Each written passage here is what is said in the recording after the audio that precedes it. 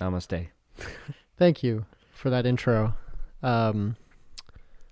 Tyler, your name, that is. Hi. And hello, my name. And Willows, you are. Wow. Welcome to Alcohol Beyond This Point, the podcast where we get drunk. I swear we have not even drunken today, but we are already incomprehensible. This is a podcast. I don't know. Is that true? We talk about businesses sometimes. It's Yeah. It's a podcast. No, but actually, have you not had a drink yet today? What day is it?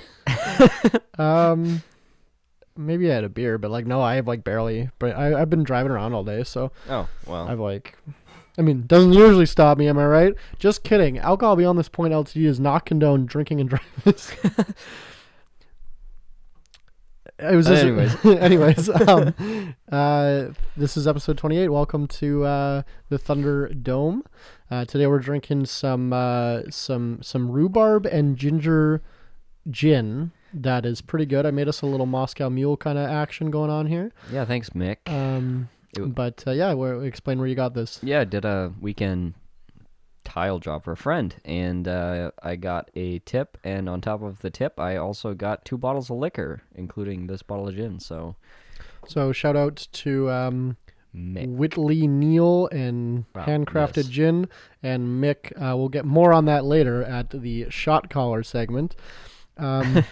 But how are you? I feel like we just did this. Yeah, I don't know, man. I know I said it, I think last week, but I am so done with COVID that I'm just disassociating. Yeah. I feel like you've retreated within yourself. I was driving my car today, and I thought that I was watching a movie of somebody driving a car. I'm observing my life from outside of it. Yeah, I am literally okay. So I was at work the other day. We were driving, me and my business partner, and I was laughing to the point where I thought I was gonna throw up. I couldn't breathe. I was laughing so hard, and at nothing. He's like, "What are you talking about?" I couldn't get the words out. Oh no. And it was just something dumb, and I'm literally losing my mind. COVID has lasted, we're now a year into COVID lockdown in Manitoba, and I have lost my fucking goddamn mind. I saw a post by some meme page that I follow. It was a screen cap of a YouTube video of this guy laying kind of curled up on his bed. It's a shot from the ceiling, and he's curled up on his bed, and the title of the video is, "I spent 7 days in total isolation, no human contact."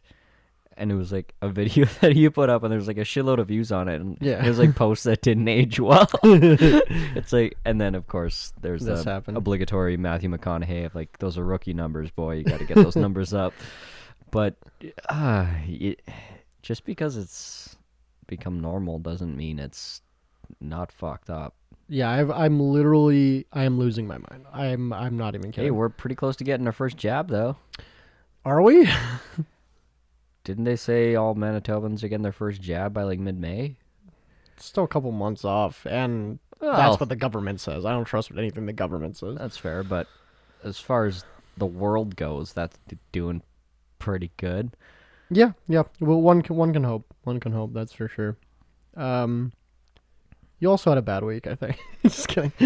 Tell me a story, Tyler. Yeah, well, I don't want to bore anyone with details, but it was just one of those weeks where, you look down, your shoelace is untied, and then you bend over to tie up your shoelace, and then you whack your head on the coffee table, and then you trip over that shoelace, and then you land on your cat and you kill it.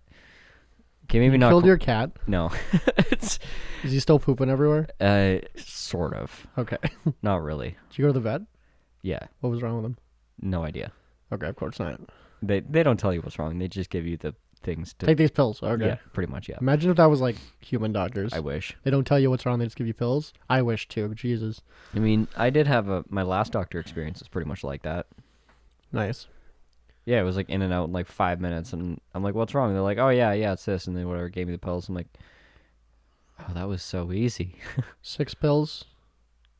No. For the chlamydia? Okay. No. No. All right. No, I haven't seen him in that long. Huh? Anyway, It was not Just a great, one of those it was weeks, not a great huh? week. Yeah, One of it those was weeks. just one of those. It was also a time that really kind of, or an experience that kind of reminded me of the fact that uh, confidence is sometimes very much in the way of getting your job done. Like I started this project, or this part of this project, like super confident in like the setup of it, and I thought I had done everything right. I'd done all the preparation right, and preparation is fucking everything in my business. And if you mess up the preparation, you pay for it dearly. Yeah, there's only 3 businesses more preparation than the tile business. That's nuclear physics, space Wine? travel, and wine. I was gonna say, yours is literally all preparation. There's almost, yeah, I don't know. Anyways, paid for it dearly, and really felt like shit. And I'm like, you know what?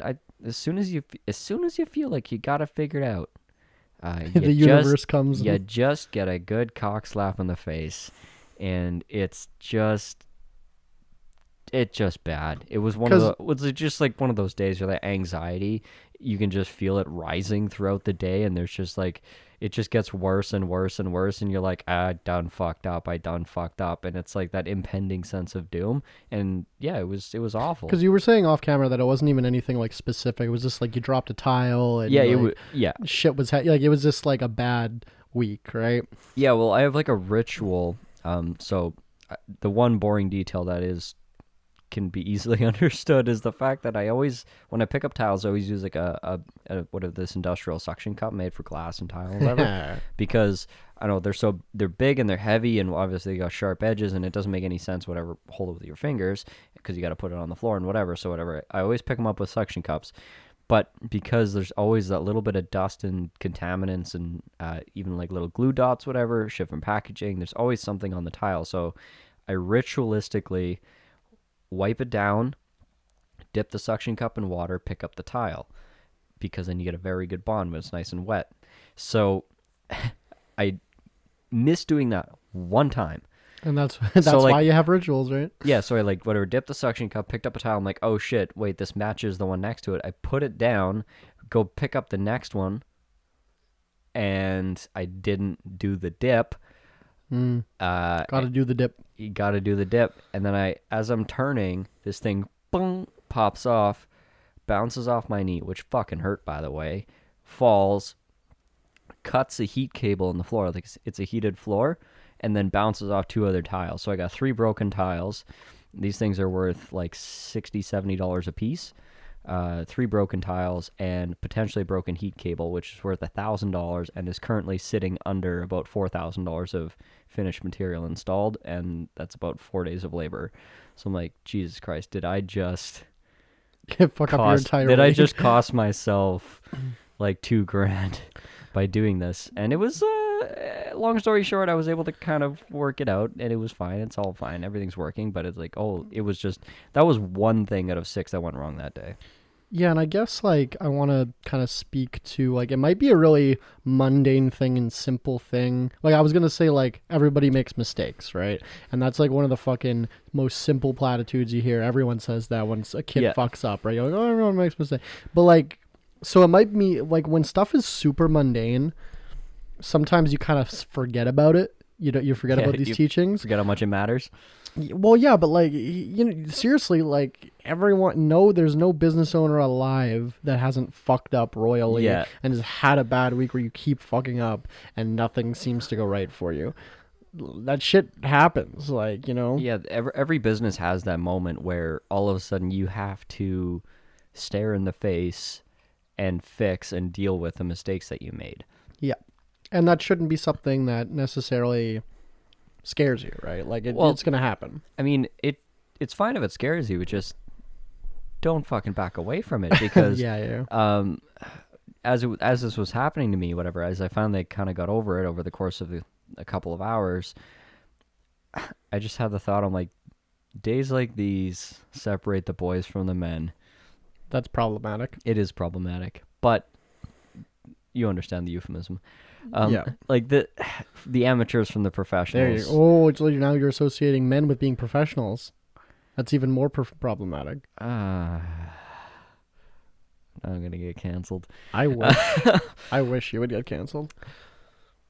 It's in my trade. There's so much bullshit that you see, like so much shoddy workmanship. Right? I think just everything. And I guess I see it because that's what you're doing. it's because the shoddy workmanship is fucking permanent when they leave it, and it's super visible. Well, we talk about there's grifters in every industry. Like there's Yeah. always somebody that's trying to get fucking nothing for nothing and thinking they're better than they are. Like there's grifters in every single industry, no matter what.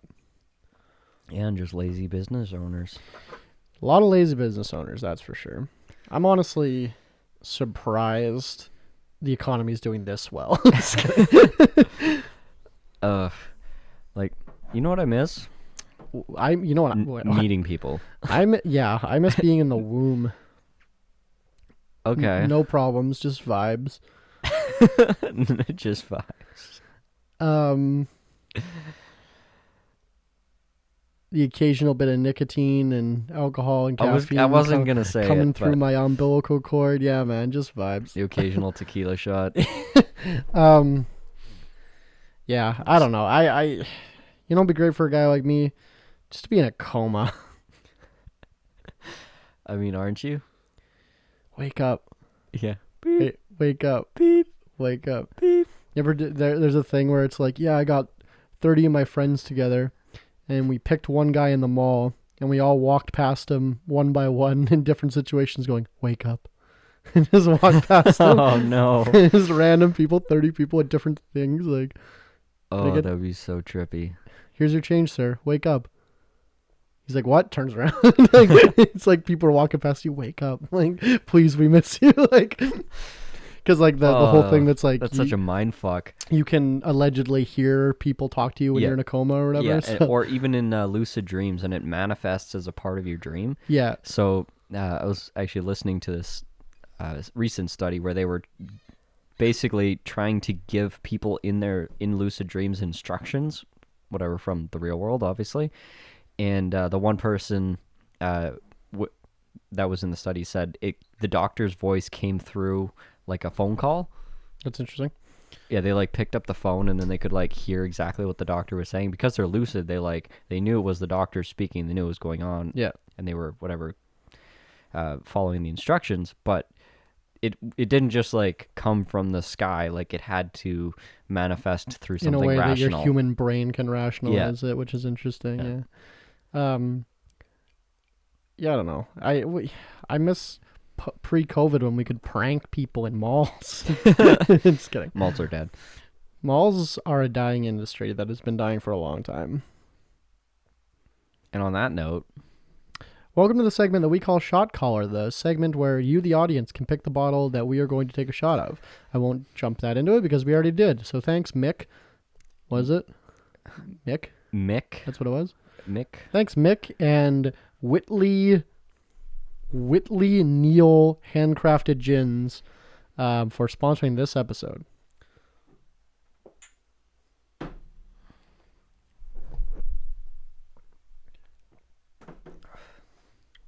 Oh, that's really smooth. I really hate the first, and then the aftertaste is really good. That's interesting. Yeah, really interesting. It's a rhubarb ginger gin. I don't really taste the ginger at all, but I taste the rhubarb for sure. I wasn't expecting to. It's interesting. Not too bad. Not too bad. Starting to feel drunk already. All right. I have to be. I guess you do too, but I have to be up so fucking early tomorrow. Yeah, I've been getting up really early. And you were late. Yeah. Around the time where we usually start, I texted you. I'm like, hey, so when are you arriving? Yeah, well, I was finishing this job, and it's probably been my most profitable month since a long time, honestly. Good, because I don't know the last time I made this much money in a month. You just handed me a stack of cash right before we started. Yeah, that was rolling. from Mick. Oh, thanks, Mick.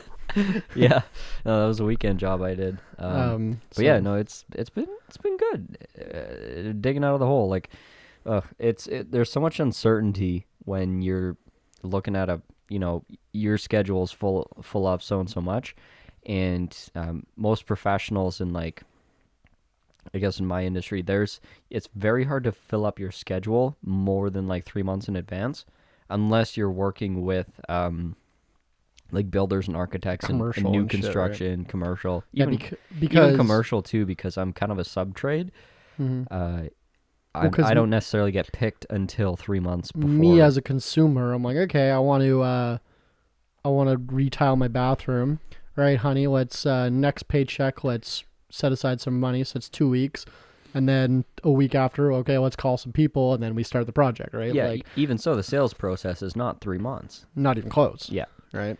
So, because when the average consumer decides they want to get their fucking tiles done, they're probably less than a month out from getting their tiles done, right? Right. Well, what actually often happens is people decide that they want it done, and then they contact me, and I'm like, I got to push you out 3 months. Yeah. And that's just kind of understood, as if you want someone good, you're going to have to wait that long. Yeah, of course. Which I think... But much further than that... I used to know people that would do that on purpose. They weren't even booked, but they would push you back. You ever hear those, like, there's like super fancy restaurants that the main line you call always has them booked for reservations, like no matter what. Yeah, if you want to actually make a reservation, you have to like do it a different way. Yeah. There's like a secret line you call. That's like a thing. Yeah, I believe that. Yeah. I forget where I heard that, but that Keep out the normies. Yeah, well, and just give you the illusion that it's Yeah, if that's what sells in your city, I mean, that would. Maybe Winnipeg, Manitoba, Canada is not the best time. I don't think that would work. Best They'd be place like, "Oh, to- fuck you then." Yeah. Yeah, you've got a business in 2 months. Yeah, not the best place to practice that one, but Yeah, in New York, it's like you can't get a seat there. That's like a good thing. that's so cool. And then In Winnipeg, Winnipeg, it's like you you can't can't get get a it- seat there. Why would I ever go? Yeah, they're like, "Oh, sound good to know. I'm gonna avoid that." Yeah, thanks, buddy. I would have made that mistake where I had to stand out in the minus 50. Yeah, let's go to the basement. Thanks there, buddy. Remember the basement? No, the cavern, you mean? No. It's a like speakeasy vibe, burlesque bar. No, you were telling me about it 9 months ago, and we said, yeah, after COVID's done, let's go. Yeah, no, they were slated to open like. Are they right by here? They're down Pembina, aren't they? I don't even remember. I'm like 100% sure. Yeah, so they were set to open right before COVID hit, and yeah, because I remember Carly, your girlfriend was like, I want to see Burlesque, and we're like, okay. Yeah, she loves burlesque. Don't we all? Well, I love porn. No, I mean strippers. I mean burlesque. Shit. There's nothing wrong with enjoying a good dance. I agree. Have you seen the movie Burlesque? No. Highly recommend it. Really good movie. Is that like the movie Sucker Punch? Not even close. Good, because I hated that movie. No, it's more like Black Swan? I don't even. I'm not gonna start making comparisons because I'm not a movie buff. But... I am. Follow me on Letterboxd. Vote Willows. Oh right. I have never seen the movie Black Swan, but I have seen the sex scene between Mila Kunis and Natalie Portman like 40 times. I was gonna say, I think I saw that on your desktop. It's fine. Okay, so what's interesting about that movie is it's Christina Aguilera is the star, I guess. Of the the girl from the Spice Girls? Yes. No, it's like, I don't know, it's really good. I highly recommend. Okay, I'll put it on my watch list. You do that. All right. I feel like there's no point in living anymore. Care to elaborate? Tell me more. No, I do not. Just kidding. How does that make you feel? Thanks, therapist. I don't know, man. I am so done. I saw a post today that said Biden passing this coronavirus bill is the biggest accomplishment that they've ever seen in their lives from like the Senate. Objectively not true. I'm like, what about like segregation? That was like the 60s. like in terms of dollars, in terms of like I don't know, man. In general, I'm at a point where I'm just like, I am done with politics now. and COVID is getting me to a point where I'm done with business. I am lost in a void. It's time to go traveling and find yourself, bro. I can't travel because there is a global pandemic. You can travel. It's just difficult. Yeah, well, perfect. I'm sure a stressful, difficult situation is exactly what I need. Honestly, it probably is. Fair point. I need That's what you're lacking. I need some challenge in my life. Yeah, no, seriously. You need resistance. You need a challenge. You need, like, man, I miss the days where I'd throw on my sweatpants and you throw on a tuxedo and we go crash a networking event. Like, yeah, I miss everything. What do you think? Can we? We're just bitching about life, but like, is there any way to frame this in like a positive way for our listeners? No, I don't. I don't think there's a point. Like life, I'm not here to fucking cheer you up. COVID. We literally drink on a weekly basis and bitch and moan. Like, if you're here to get cheered up, like, I hope our misery helps. Like, you're not alone, I guess, would be the most positive way I can spin this. Absolutely. Like COVID fatigue. Shared grief, shared trauma is the most, is the easiest to deal with. Like, COVID fatigue is gotten everybody. Yeah, absolutely. I think we're going to, like, what do you think looking back on all this is going to be like? I think there's going to be a lot of good and a lot of bad.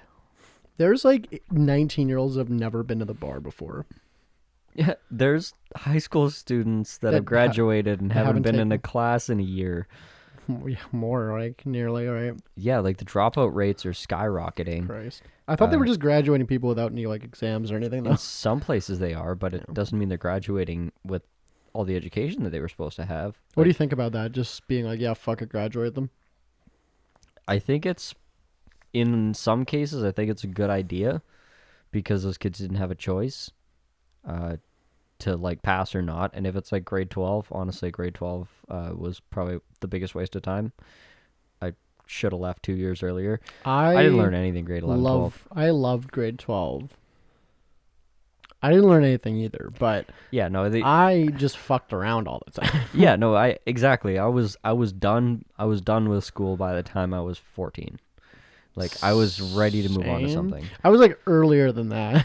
Yeah. But I wanted to like move on to like drinking lukewarm beers behind the 7-Eleven. Right. I should have moved on to either like trade school or university prep school. You should have started a internet company. Honestly, I tried. Yeah.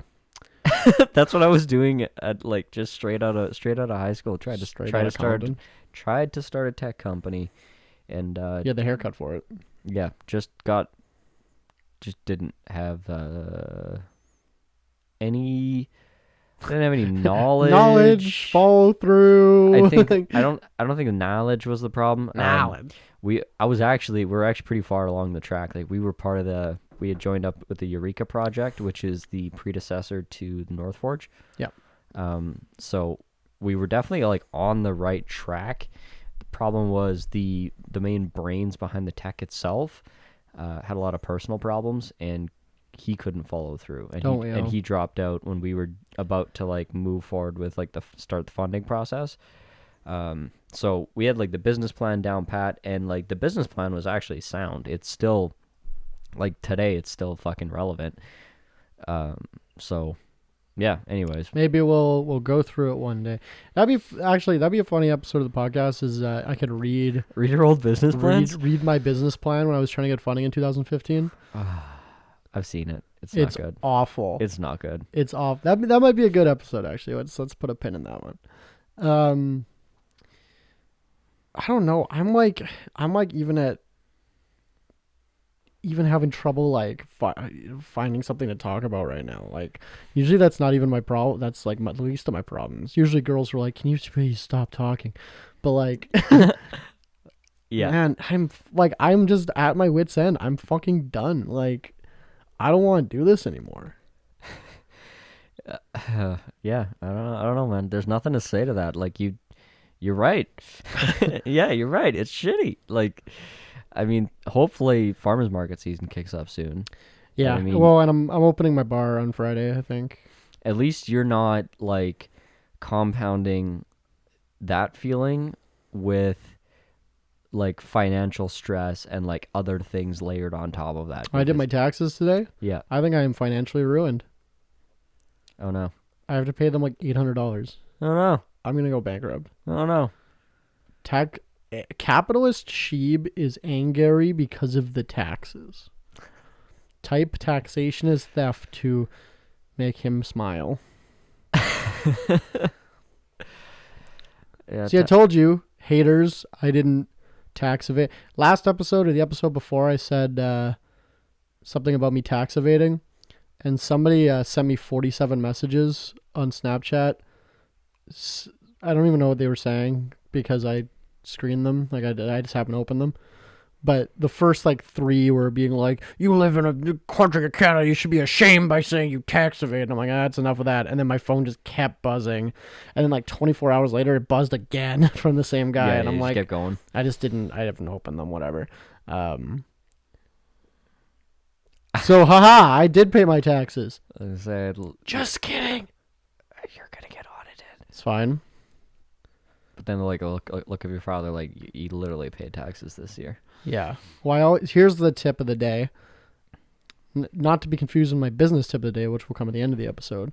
But my tip of the day is if you're going to tax evade, file your taxes and pay. Just lie. Yeah. Just pay something. So they think you've paid your taxes, but then a bunch of your income don't claim it. So, fun fact for the Capitol insurrection riot people, there was a bunch of articles going on, like, these people are, they're in financial stress, and, like, it's like, oh, the woe is me, the pandemic is the worst. Apparently, the groups of people, like, the people that they were talking about, were just in debt because they hadn't been paying taxes on their profitable businesses for years. And they were, like, facing, like, foreclosures and all these other things. But it was like some reporters, as they do when you get national level stories, they went and dug into it. They're like, oh, these people have successful businesses. They just haven't paid their property or income taxes for 6 years, and now the government's coming after them. So now they're storming the Capitol. That was like one of the main grievances was fucking taxation. Well, And to it's be like, fair, not a lot of sympathy for that. I have a unfortunately. lot of sympathy for that. But they just like straight up just didn't pay their taxes. Like, if That's- you're gonna fight it, you can't just opt out. Like, sure, it's a nice idea. You can't just opt out. It's not that easy. And if you're going to, have a plan. See, I live on a commune in southwest South Dakota where we don't pay taxes, but we make our own roads, have our own doctors, and our own schools. Is that so? Did you make these microphones too? And this gin? No, I bought them on Amazon Oh. because fuck you and your taxes. I buy all my stuff on Amazon because I like that Amazon doesn't pay any taxes. So what do you think about Amazon and their union busting tactics right now? Can you elaborate? Amazon is doing pretty ridiculous things to try and prevent their employees from like their warehouse workers from unionizing. Like, they literally got the city to change the lights to change or something? the lights. I saw that. They're setting up like false ballot boxes at their facilities to make it look like they have influence over the collection and the counting of the ballots. They're putting up like posters in like at the urinals and in the bathroom stalls. They're sending people like 6-7 emails a day saying this is why you shouldn't unionize. They're firing anyone that's like actively whatever organizing against it. Like they're going fucking gangbusters like it's 1862, just totally against any effort to unionize. And just the more they do, the worse it looks and the worse it gets. I am super split on unions. I think I'm pro-union What if you like, because not in every case, but in the case where you work for the richest man in the world? yeah, like I believe that people have the freedom to create a group against another group that they don't like. I guess my biggest point against unions would be like, just fucking quit your job. If you really don't like that place, get a better place. And if enough people do that, then they'll be forced to change. Well, because they won't be able to hire anyone. But that again just becomes collective bargaining, just in a less organized way. Which I guess in a lot of ways that's what a union is threatening to quit unless they. It is just collective bargaining, and apparently in up to 50% of the cases, when a workforce unionizes, the company doesn't even sign an agreement with them. It's just They just you're gonna fucking lose all your people. Exactly, just form a union, and it's just kind of like a stalemate where they're like, okay, so we let you unionize, but they never actually sign an official agreement. They're looking at passing it into law where companies will actually have to make an agreement with their employees' union if there is a union made, which I mean is probably a good thing because like there's I think it was in Vegas, like the casinos, like the maids and service people in the casinos were very horribly underpaid. Now they're actually one of the biggest, most influential unions in the country. Basically, whichever way that union votes decides the Senate and Congress for Nevada, just based on that union whip. So they also have one of the best healthcare plans in the entire country, if not the best health plan in the entire country of the U.S. But they were in such a long negotiation and stalemate with the casinos. By the time they finished it, I think more than 15 of the members had died. Only? Like just by literally aging and dying. Yeah. Like it was like 13 or 15 years that they were on strike. And they finally got a deal. Like it was brutal. I guess like I have a problem with forcing people to be in your unions. Yeah. Like you can't get a job here unless you're part of the union. I don't really like, because if people are not wanting to join your union, because like I hear the counter arguments like, well, that undermines the union, then we don't have any power. Yeah. But if you're forcing people to join your union, chances are it's not a very good union. They're not like, they don't see the upside. Yeah, and then the union do. Well, it's the people that come along later that don't see the value. The people that built, like, this is why we never fucking learn anything as human beings, because shit that people bled and died and fought for. Oh, it's not that bad, and then you become like, why is that important? Yeah. No, that is definitely part of it. Well, I don't know. I guess like forced. I just don't like anything forced, right? Like I don't like a forced union. There's government mandated like union dues and stuff like that. I don't like that. But otherwise, I think unions have their place. I think collective bargaining against rich people that don't give a shit about you, I think is more or less fine. It's perfectly legitimate. Yeah, I think it's.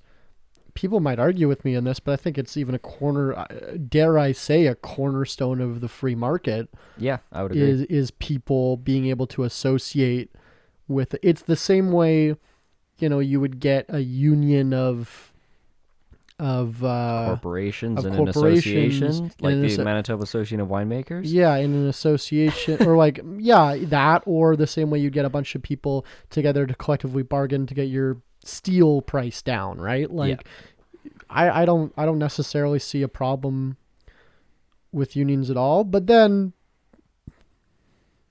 do I see a problem with the corporation wanting to fight back against the unions? Like, I don't know. Like, and not just fight back, but like fight dirty. Some of that shit was funny though. Man, the light switch thing. Because like these guys there was like this big parking garage coming out of Amazon onto the main street, on like a busy street. And when they were at red lights, the union people were like handing out their flyers to people in the cars. So they got the city to change it so there's no like red light there anymore. So the cars don't stop, so the people can't get their flyers out. Yeah, that's like, it's next level. That's like, some big brain shit. Oh, it's so funny.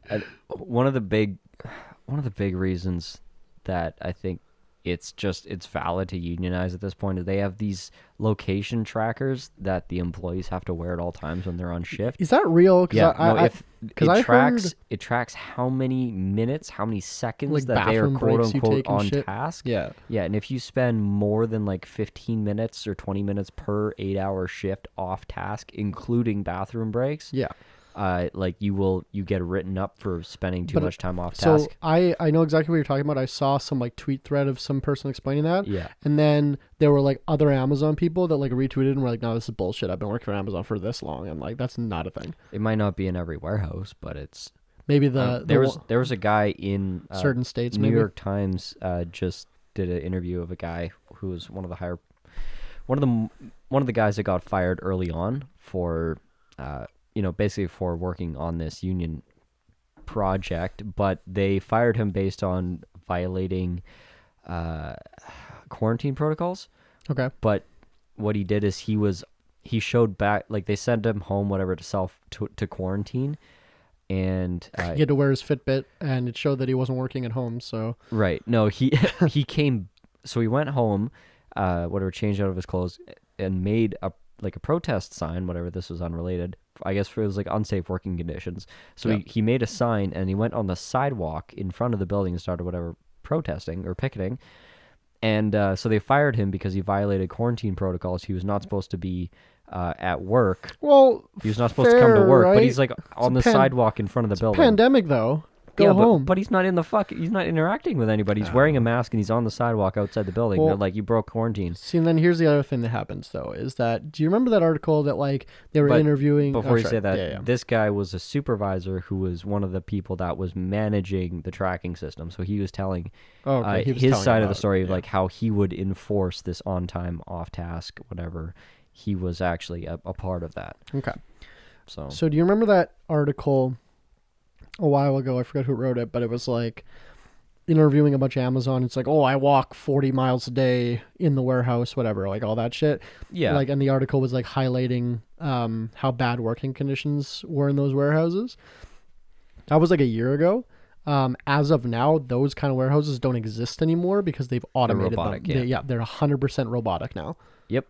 Instacart's doing that now too. So you don't even like, the job you were complaining about doesn't even exist anymore, which I think is a win because you don't have to do a shitty job anymore. But some people would say that that's not a win. I was going to say, you just summed up the American economy. Well, I guess would you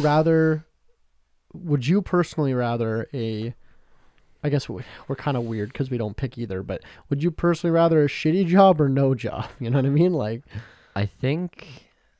But then that argues on the whole... there's an inevitability to it. I don't think it's even a choice. But then the whole argument is, well, no one should be working shitty jobs. Like, just give everyone UBI and whatever. Well, that's basically what's going to have to happen because the inevitability of, like, automation and technology is going to fuck... You just look at the math. Like, look at 1940s. How many human beings...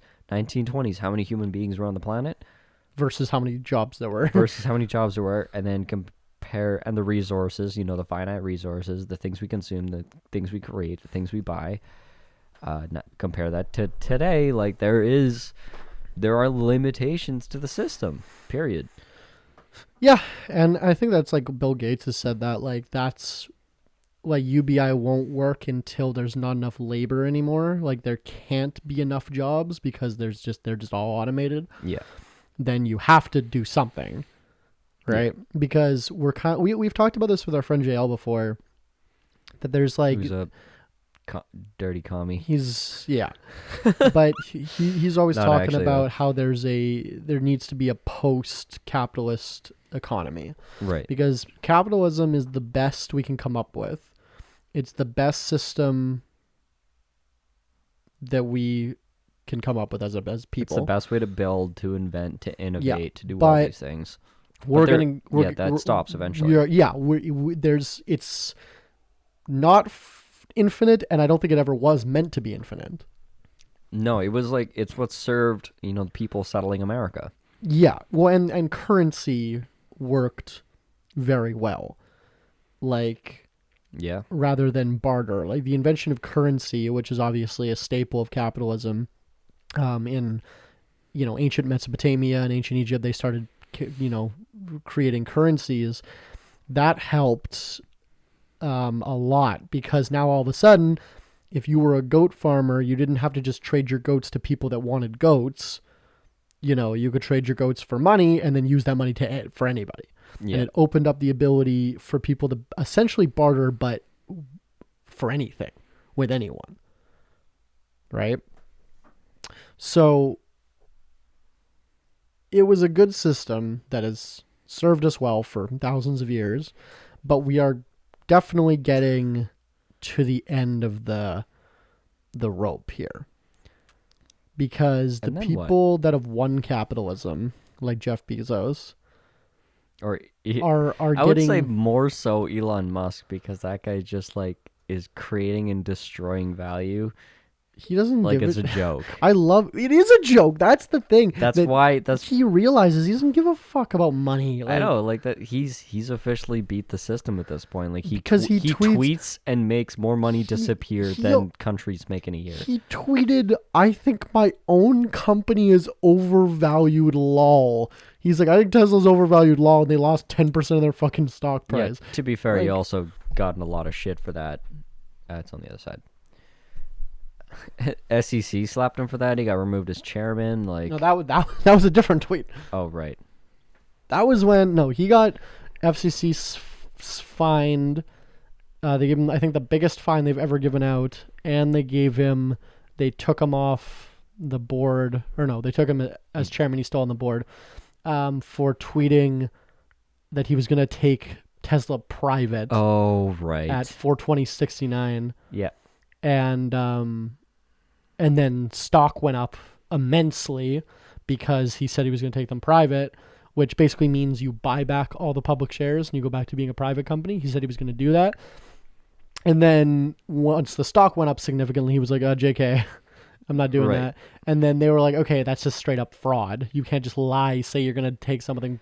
Not when you're a public company. You can't say shit like that, no. But he had to prove to the FTC that he wasn't lying, that he had buyers lined up to buy all the stocks, shares, and everything. Right.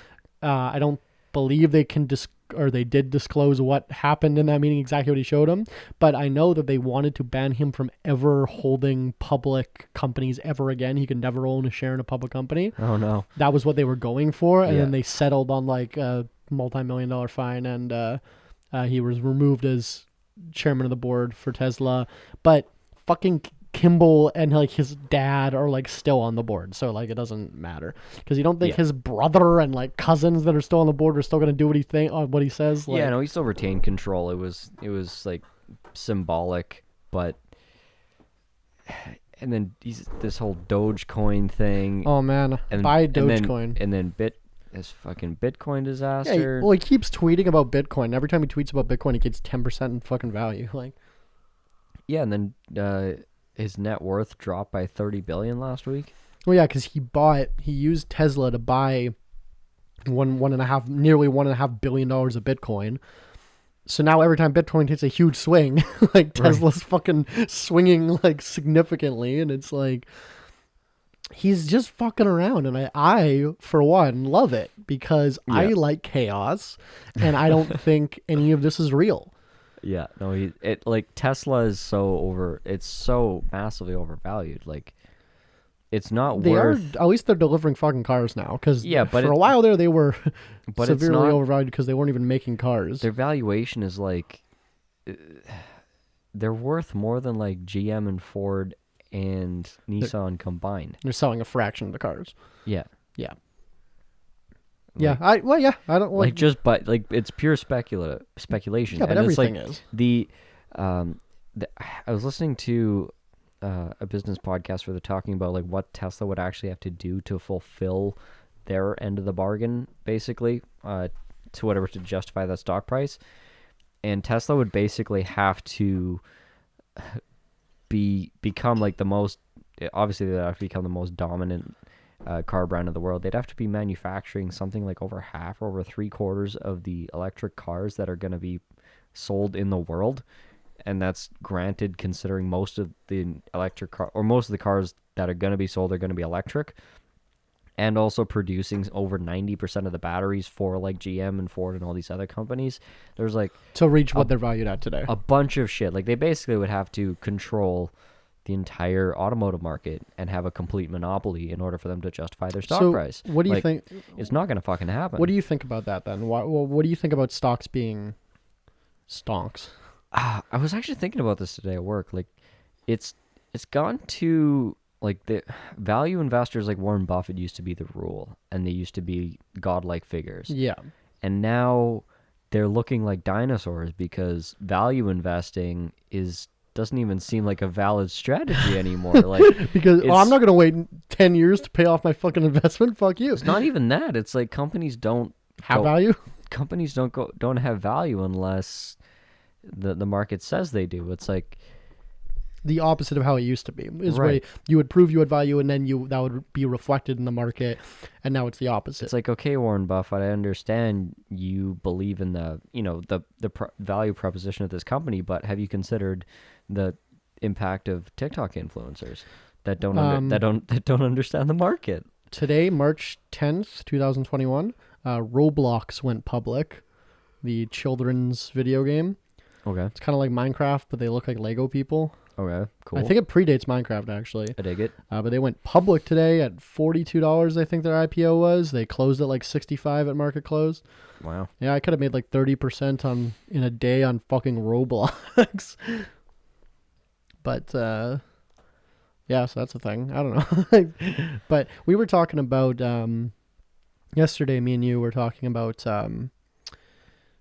how one of the best ways to make, like, how you make money day trading is basically like being able to analyze the reason why stocks are changing, like going up in value. If you can find correlations and causations. Yeah. If you can. So the example that our friend JL was giving was that there's a Israeli, what is it, steel manufacturer? Is Ramco oil. Oil, yeah, sorry. They're oil miner manufacturer, because people forget Israel has giant reserves of oil. Yeah. And is Ramco, their oil company, whatever. If you notice that whenever there was Hamas attacks in the West Bank there on the Palestine-Israel border, And specifically Hamas attacks that made international news, like BBC or New York Times or something. because there's Hamas attacks all the time, but the ones Noteworthy ones, yeah. but the ones that got sensationalized by the media, and jail was finding that specifically the right-wing media in Israel. So I think this was like the Israeli Herald or something. Yeah. Or the Jerusalem Herald, whatever it was. The right-leaning newspapers, whenever they had a Hamas attack on the front page, that by market close that day, Isramco was down 50%, not 50, but like 15%. Yeah. Every single time. And he was studying this correlation every single time. He would read the Jerusalem Herald and see that there was Hamas attack without fail 8 times in a row. Yeah, and then he went back in time, looked at historically. Looked at every time the stock dropped, and it was always because this right-wing newspaper was reporting that the attack was particularly bad. This was a particularly bad rocket attack. And he was able to identify... It's like every time New York Times talks about stimmy packages. Yeah. So... we all know that stocks are speculative. Matthew McConaughey in the Wolf of Wall Street saying, no one, whether you're Warren Buffett or Jimmy Buffett, knows if a stock's going to go up or down. Yeah. And honestly, yeah, like there's anyone tells you they know for sure if this stock is going to go up, they're fucking lying. Nobody knows stock, like... People are always like, oh, I don't understand the stock market. Honestly, there's not much to understand. It's like, yeah, just look at what happens. Look at what happened with GameStop. Like, yeah, like literally that is a lot of pejorative, predominantly predominantly. Predominantly. I think that was predominantly Good job. leftists. Like that was a lot of. I think so. That was a lot of left-leaning people that wanted to fucking bring some hedge funds to their knees, and they did it. Because I saw some great post that's like, canceling Pepe Le Pew for being problematic, is not a way to bring down the corrupt capitalist system. Yeah. Doing shit like what they did with GameStop, that is the way to bring down this corrupt fucking system. Yeah, now Elizabeth Warren's talking about like major legislation for regulating markets. I thought she was going to protect Wall Street. That's what the bills are going to do. No, it's going to clamp down on basically allowing hedge funds to do that shit on a regular basis as they do. I thought it was like, okay, maybe it wasn't that we're not talking about the same bill, but I read someone that wants to introduce more regulation to like unregulated trading like Robinhood and shit. They're like, no, you're going to need a broker after that happened. I don't think there's much movement towards restricting consumer trading. You'd be surprised. Look what they're doing with cryptocurrency right now. Yeah, I mean, somebody's going to want to. What are they doing with cryptocurrency right now? They're like, what is it? They're classifying it as... okay. Canada's doing one thing and America's doing the other, and I can't right now remember which one's doing which, but I think America's going to classify it as like a currency or something. So it needs to be like technically like registered with the Fed and shit, and like and taxed and all that. Good luck. And then Canada's gonna do it as like a like an investment, so you just pay capital gains on it. Honestly, just use a VPN. It's fine. Yeah, but I think if memory serves, I think America is gonna like make it money. So if you like, it adds to your income right for that year. Like if Bitcoin goes up significantly, then your income has technically gone up, so you get taxed higher. Well, I mean, if you transfer it or move it. No, that's how Canada's doing it. You can't make capital gains if the exchange rate changes. Interest is not the same. Interest earned is not the same as exchange rate change. I can't recall the information. I just read this article like a week ago though, but I'm blanking. Thanks, Rhubarb Gin. Long story short, I don't think it's gonna fucking work. Long story short, I don't think... That's the whole point of crypto is you can't regulate you can't regulate anything effectively. Yeah, if you're really gonna pull out all the stops and really try to handle something in the dark web. Here's the thing. The United States has done such a great, like, unironically, like I'm being serious, they've done such a great job at regulating drugs and regulating crime that unironically, seriously, bang up job. Like I can fucking buy, like when I was 12 years old, I could buy crack in my school. Yeah. Like they made it so hold on. No. They're trying to do the opposite. They're trying to make it not available. Correct. Which makes it cool. No. They're doing a shitty. Okay, never mind. They're doing a shitty job. But they made drugs so cool. They did such a bad job with drugs and crime regulation. What makes you goddamn think they can regulate cryptocurrency? Fuck off. And you just got hacked again. Who? Everyone. Fair. Microsoft got hacked. Like that was thousands or tens of thousands of U.S. companies, and a lot of like, was it like vaccine companies, like infectious disease researchers, universities, like laboratories, tech companies, like thousands of them have been compromised since January. Why? And all their shit's been getting leaked because it was a state sponsored by China, I believe, hacked fucking Microsoft. So now they're looking at... But I thought Microsoft was working with China to create coronavirus. Oh, probably. Oh, okay. This was just No, that's Bill Gates. This is... Yeah, Bill Gates owns Microsoft, dumbass. Yeah, but he's not even like... No, this is 5D chess. Yeah. They're hacking Microsoft to make us think they're not on the same team when they actually are. Bill Gates is getting China to hack him. Yeah. Perfect. To be like, oh, I can't be making a man-made virus in China. Look at them, they hate me. Yeah. No, what I heard this morning on Pod Save the World, they're like these press briefings of us getting a major like state sponsored hack that was successful against this organization or the other. Like it's becoming so frequent. It's like it's not even worth having the press briefings anymore just because it's so constant. It's just espionage has changed. Yeah. Now espionage is doing shit like that where. Well, the levers of power are now equalizing because. But think about during the Cold War. Iran can spend $10 million and do $10 billion in damage. In hacking damage. Yeah. Whereas before they would have to.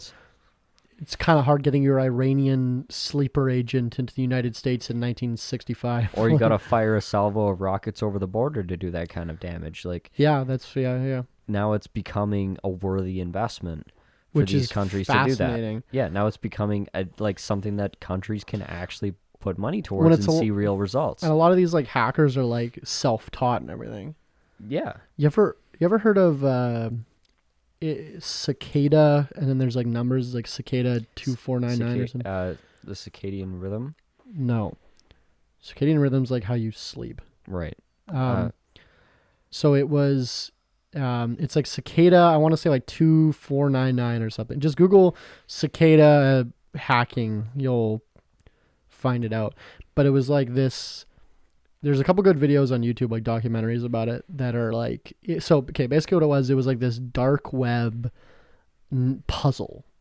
Okay. Nobody knows what it is, but it was like this puzzle that was like super complex. You had to like be able to hack all the in different languages and like figured out these like ciphers and shit and whatever, right? And then it led allegedly into like apparently there's no screenshots of it being completed, anything like that, but allegedly people have completed it, and it's like leads to something in like real life that there's like these cicadas like which are it's like a grasshopper like spray painted on like buildings in real life, and you have it like leads you there and you go there, and allegedly what it is, it's like the CIA recruiting hackers, or whomever, anonymous, who like, you know, name an organization, being able to recruit hackers by like putting out this impossible puzzle to the dark web. And I've seen shit like that all the time where like 4chan would find these fucking things and solve them together, and then it's like, yeah, it's like, oh, this leads to 6 different coordinates in real life in different places, and then some guy's like, okay, I'll like, you know, in the forum, they're like, I'm near the Belgium one, I'll go there, and like fucking finds different clues and shit, and like the shit happens, and then once you get like farther in it, then like you hear nothing about it, right? It just goes away. It just goes away, and that's allegedly people were like, oh, you know, because people can't solve because it's not real, and then you get bored, right? Right. But the conspiracy part of my brain loves to think like, yeah, these people are getting fucking recruited into like secret societies and shit, right? And that was how they had to prove themselves. Like, I don't know. It'd be a fantastic recruiting tool. It's a great read if you're interested in stuff like that. But like, I know for a fact that the CIA recruits people that have hacked them in the past. Yeah, because it's like, either jail time or you work for us. Yeah, they'll back hack people. Yeah. And instead of arresting them, be like, let's put you to work, buddy. Yeah. Like, just like casinos will hire people that used to cheat. Yeah. At casinos to watch for cheaters. Yeah. Like, yeah. It's fucking fun. Well, who's better at... There's companies that do that they're like, we'll try to hack into your website just to see if there's problems with your website. Like, and pay us for the trouble. Yeah, and then you can patch the holes, right? Because there's no system that can't be hacked, right? Well, that's what they're discussing now in this massive new whatever infrastructure bill that Biden's administration wants passed out. Basically, like his version of the Green New Deal, the Build Back Better deal, or bill, whatever the fuck. These guys are saying, they're like, I think like as far as infrastructure goes, they're like, why there should probably be a considerable portion of that bill, like funding and mandating cyber infrastructure. Yeah, cyber infrastructure, reinforcing, like hardening the U.S. infrastructure, because if it can be so easily and so quickly broken by so many different countries, and like countries that are, not as advanced as we are, allegedly, or as that's the a way US of thinking, right? Well, like China still has millions or hundreds of millions of people living in squalor. Hundreds of millions, yeah. Yeah, living in absolute squalor. They have more people than we have people in our country living in fucking dirt, like mud huts, no infrastructure. But to be fair, they have gotten significantly improved over the last even 5 years. Well, from what they let the world see. Fair point, but I was watching. There's an episode of The Office where the U.S. office where Steve Carell and Oscar are like debating China. They're like arguing over China or whatever.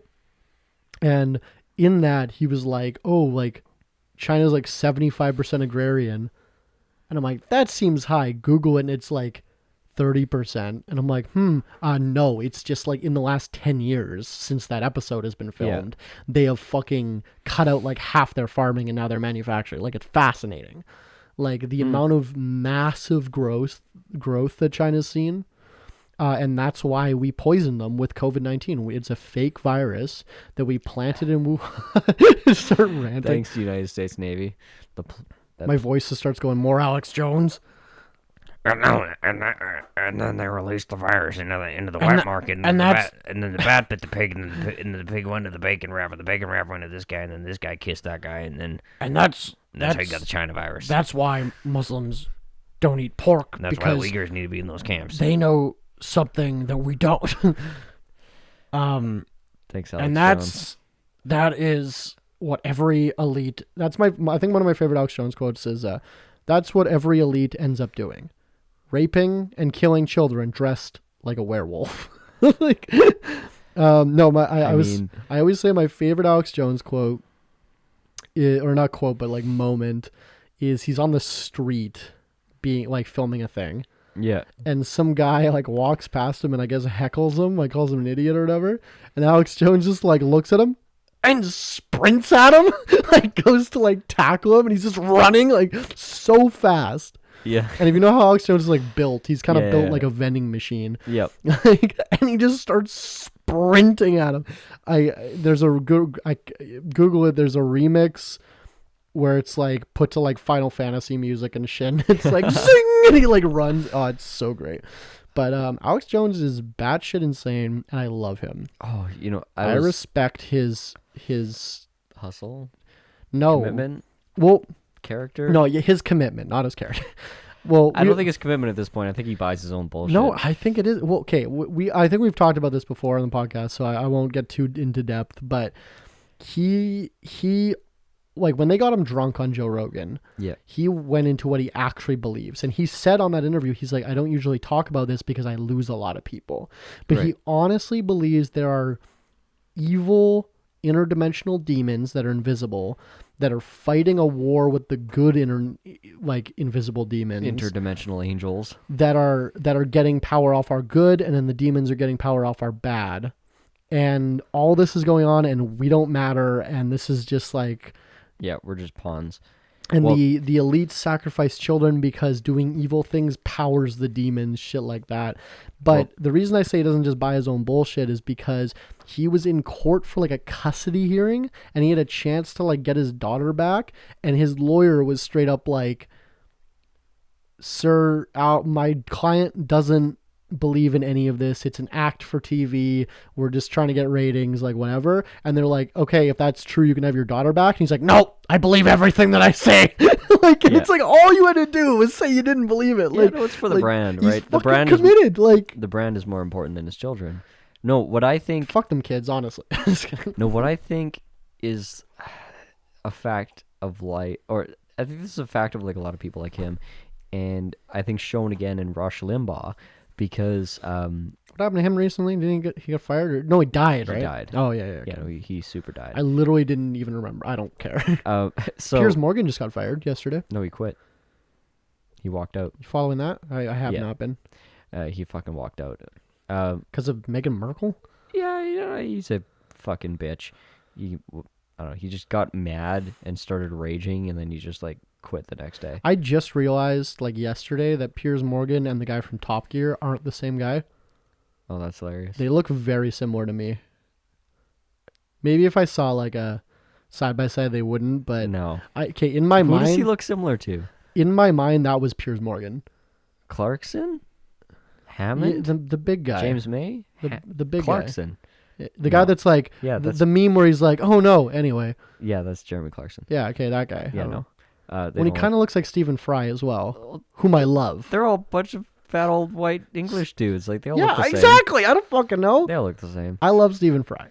I'm just putting that out there. Anyways, so Rush Limbaugh, he started off as like a radio DJ. And so Alex Jones. Yeah, exactly. And his entire character of like, when I say character, like his whatever public personality that he puts forward, that was initially satire. Really? And it was so successful. Are you serious?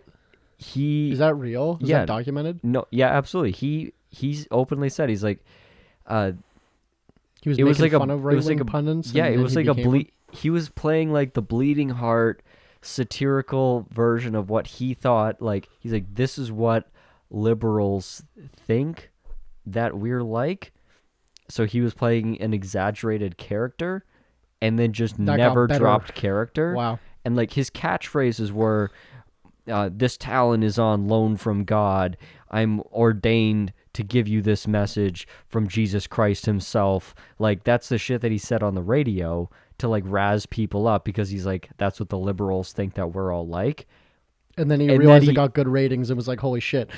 And then he did it for so long, he forgot it was a joke. Do you think that's what happened, or do you think he just knew how successful it was? I think he absolutely bought it, because like, when you reach a certain level of validation, you start saying something, it so much to so many people, and you get so much validation. I believe in that person's mind, it manifests to become true. Because like I don't think it's like a fake it till you make it idea. Like I don't think Daniel Day-Lewis actually thinks he's the guy from fucking There Will Be Blood, but when he acts, he doesn't break character even off set. Like they cut and he's still the character. He talks with the accent. He like doesn't. Apparently there's people that have been like talking to him about like his life, and he's like doesn't, or he pretends or doesn't know what they're talking about, stuff like that. Like he stays in character until they're done rapping. I don't think that's like an Daniel Day-Lewis actually thinks. No, that's like method acting or whatever. That's like an actual technique. But Google method acting, you'll see a fucking picture of Daniel Day-Lewis. I think Heath Ledger did that a lot. He like locked himself in a room to do the Joker and shit. Yeah, like but take that and span it over 30 years. Every single day. Yeah. I don't know. I guess here's my thing. I think they buy their own bullshit. You know what? Maybe I do agree with you. I was just thinking about it before I said something, that I'm constantly surprised. This pandemic especially has made me constantly realize how dumb people are.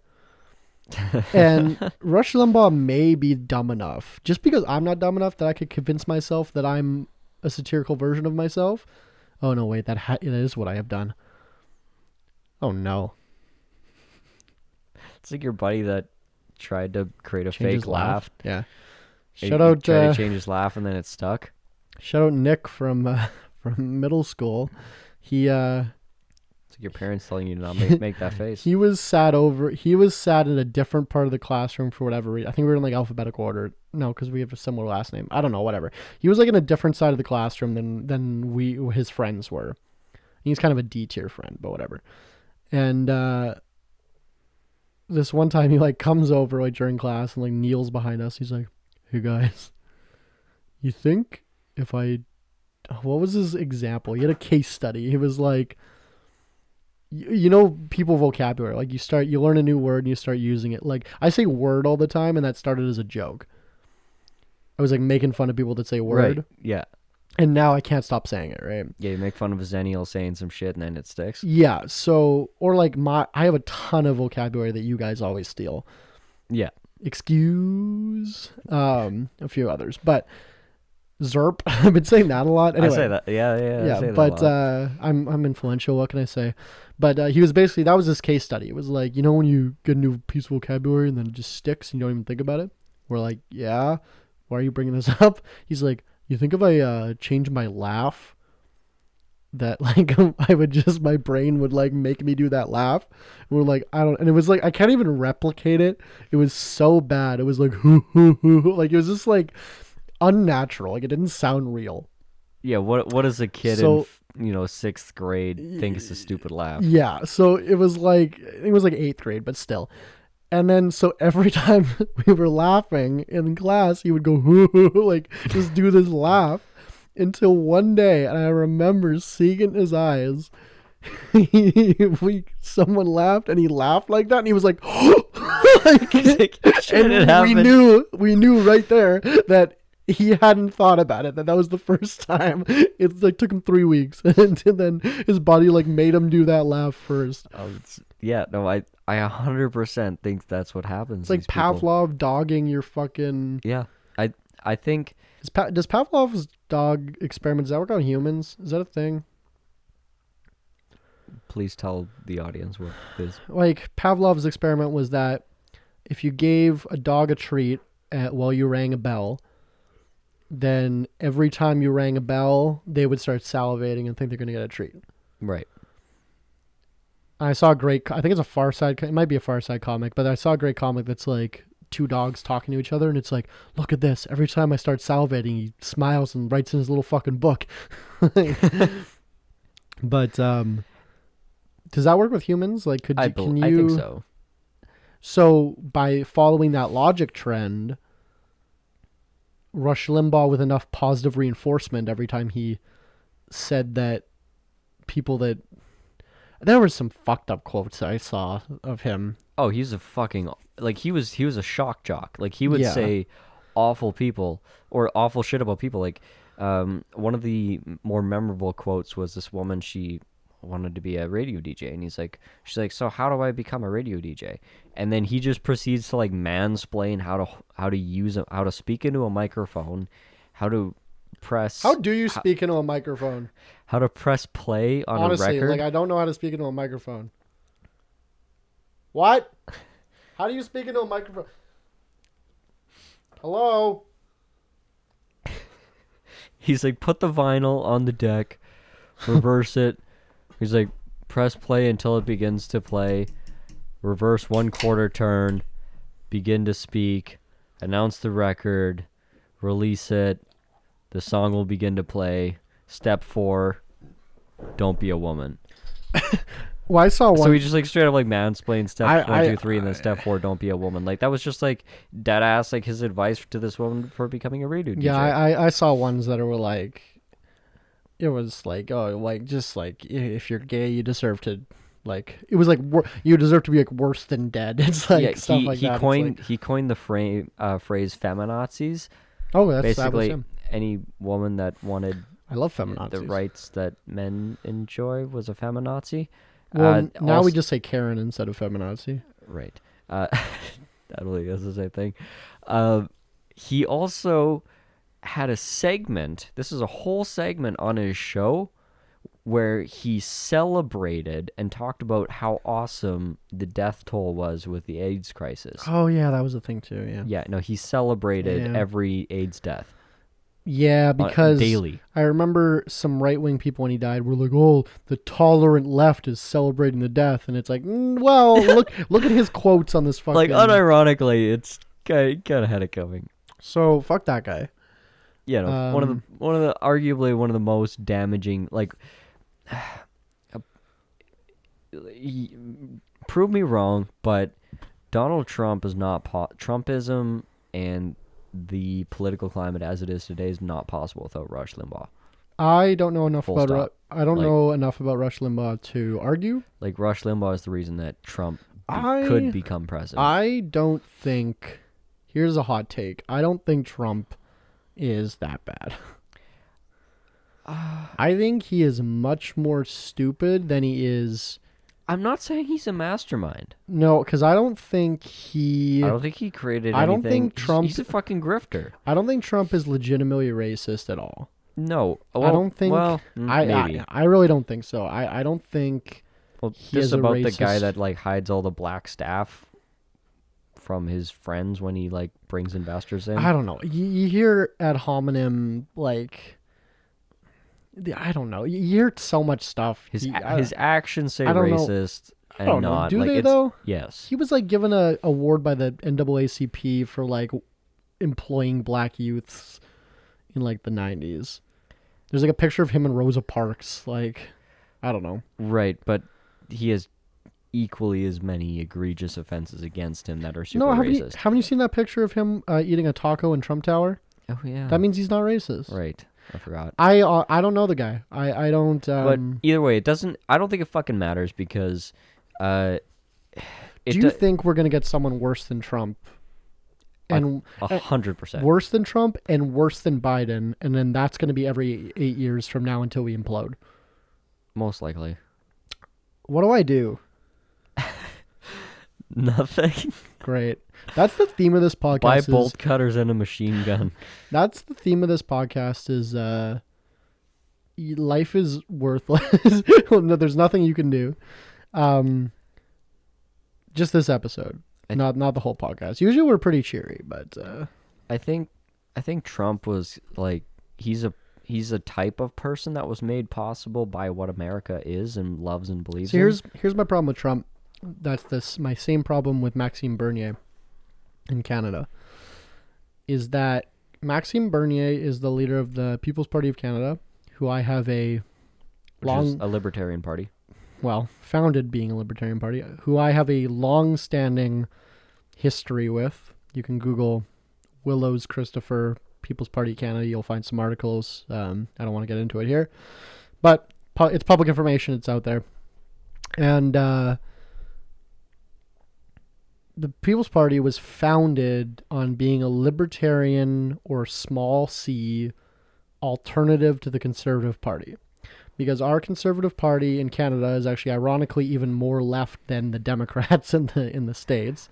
Oh, most parties in democratic nations are, but anyways. Yeah, but our Conservative Party is pretty left. Yeah. And there are some especially fiscally conservative right people that are like, yeah, I support abortion, I support drug decriminalization, all this shit, but I don't fucking support 70% taxes, which is what you're fucking moving towards, right? Right.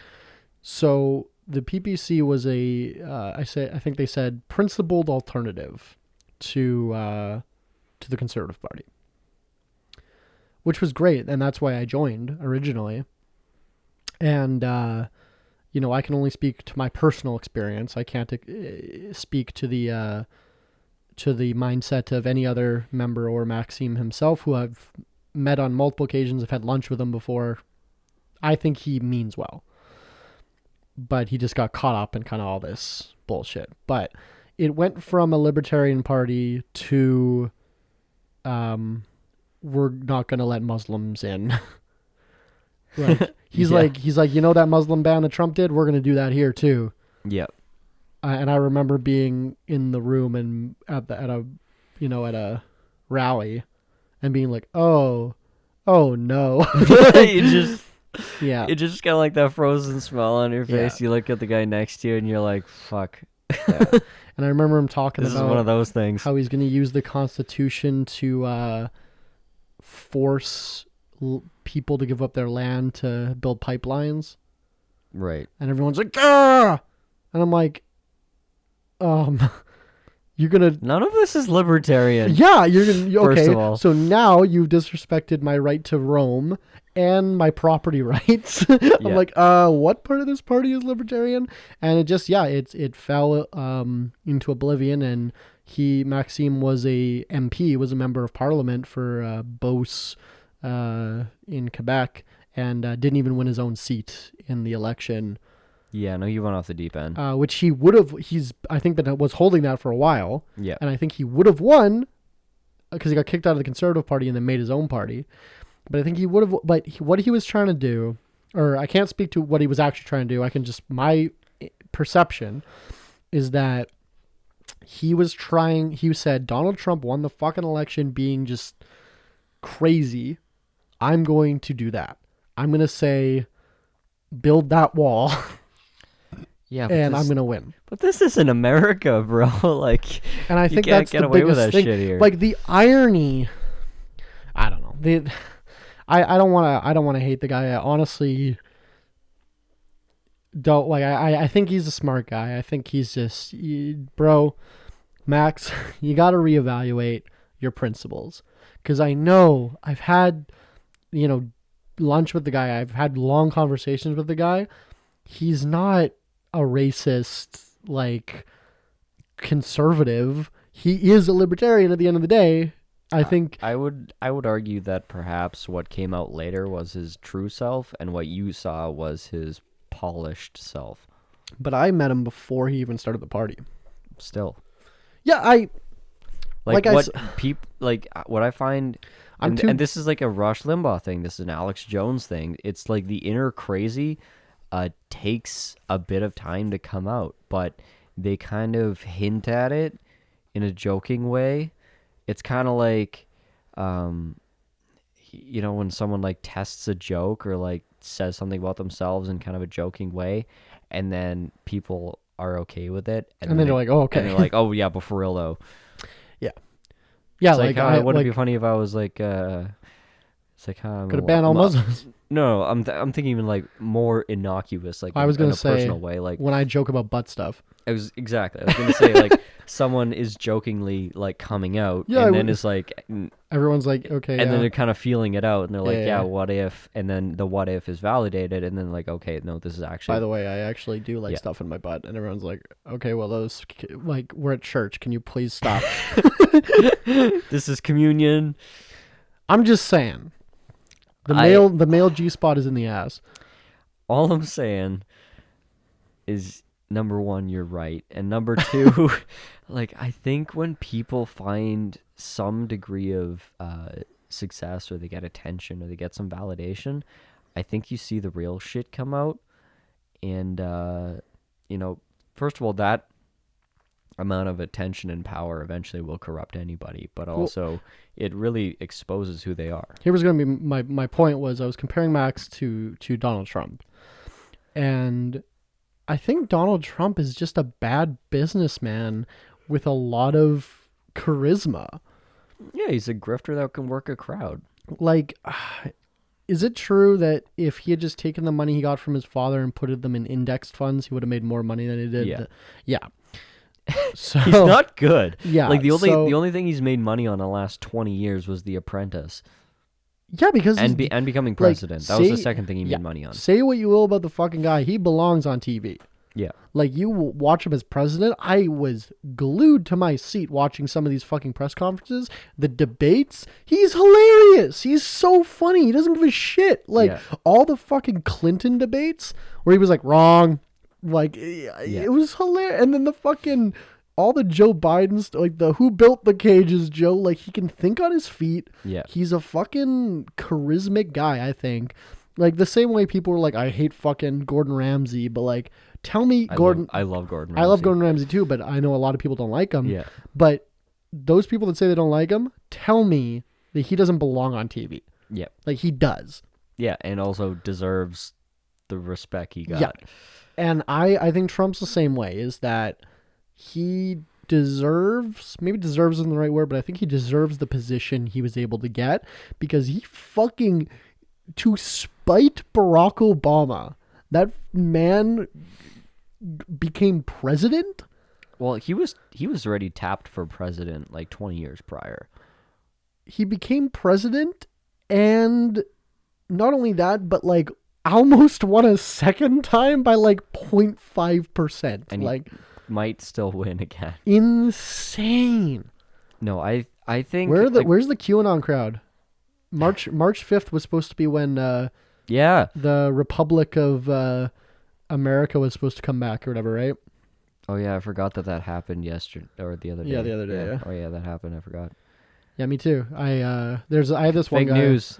I have this one guy on my Facebook that's very QAnon believer, like believes in all that. Believes like JFK Jr. is alive, Princess Diana's alive, like, and they're working in secret to like bring down the pedophile cabal, which is run by the government. And Trump is and like Tupac. Yeah, well, yeah, Elvis Presley as well, but and Trump is like their agent that's carrying all this. Whatever. That's what the QAnon. I don't get why they picked.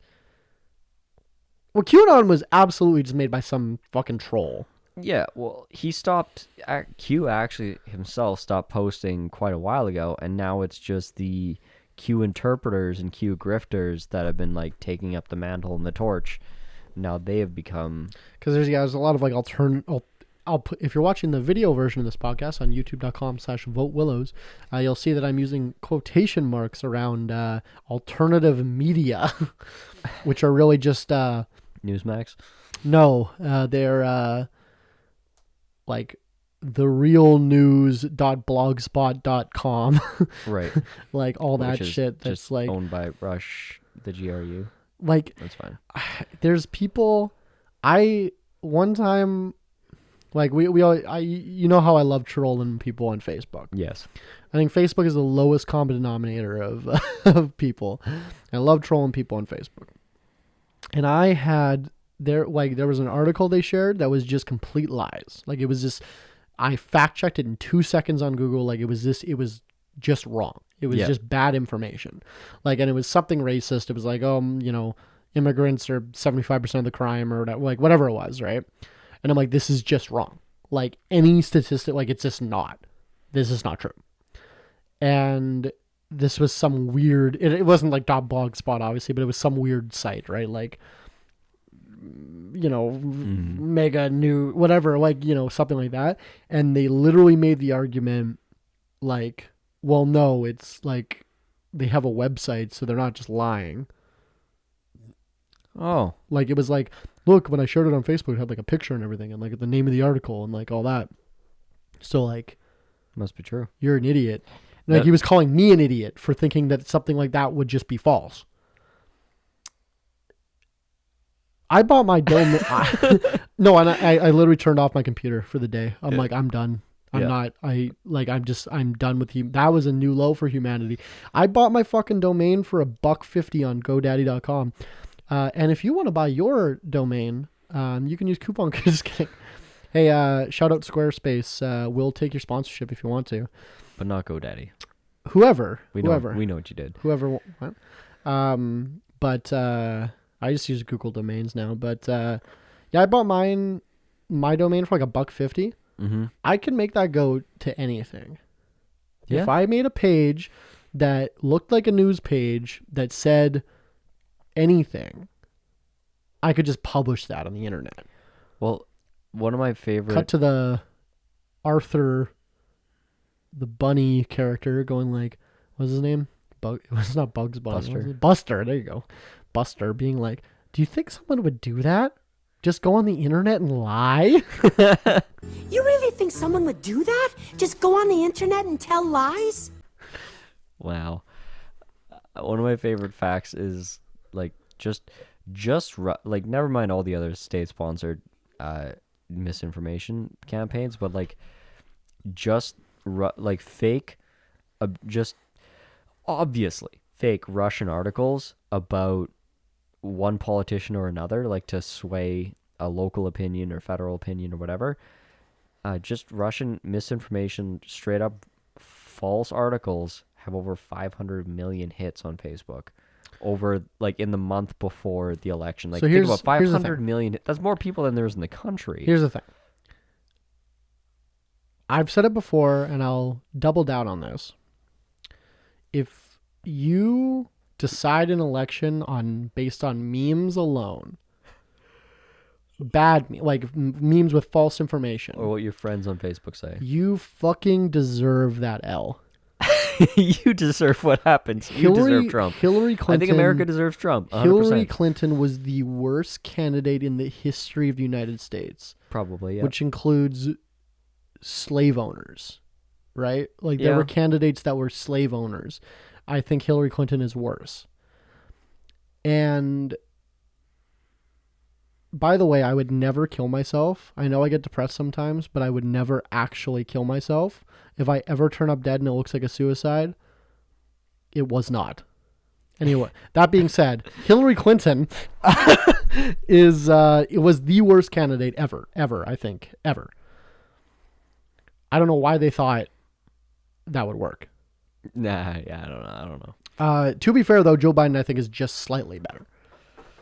I mean, he's got a soul, or at least appears to have one.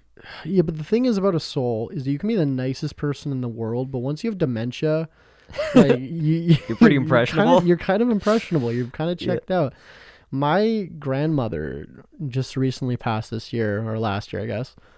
But she had dementia, or I think it was dementia. It was something like my father was like my father and his two brothers had to like manage all her money and everything. They were like her executor and like Right. because she was she lived in a home, but she thought it was like 1960. She thought her dead husband had left her for another woman and like moved across the country, and like I stopped visiting her because she didn't know who I was anymore, and like even though she had like a shirt with my face on it, like me and my brother's face on it, she like just didn't recognize me just because I guess the beard and stuff, like you couldn't explain to her, like whatever. I've seen dementia firsthand. This is what Joe Biden has.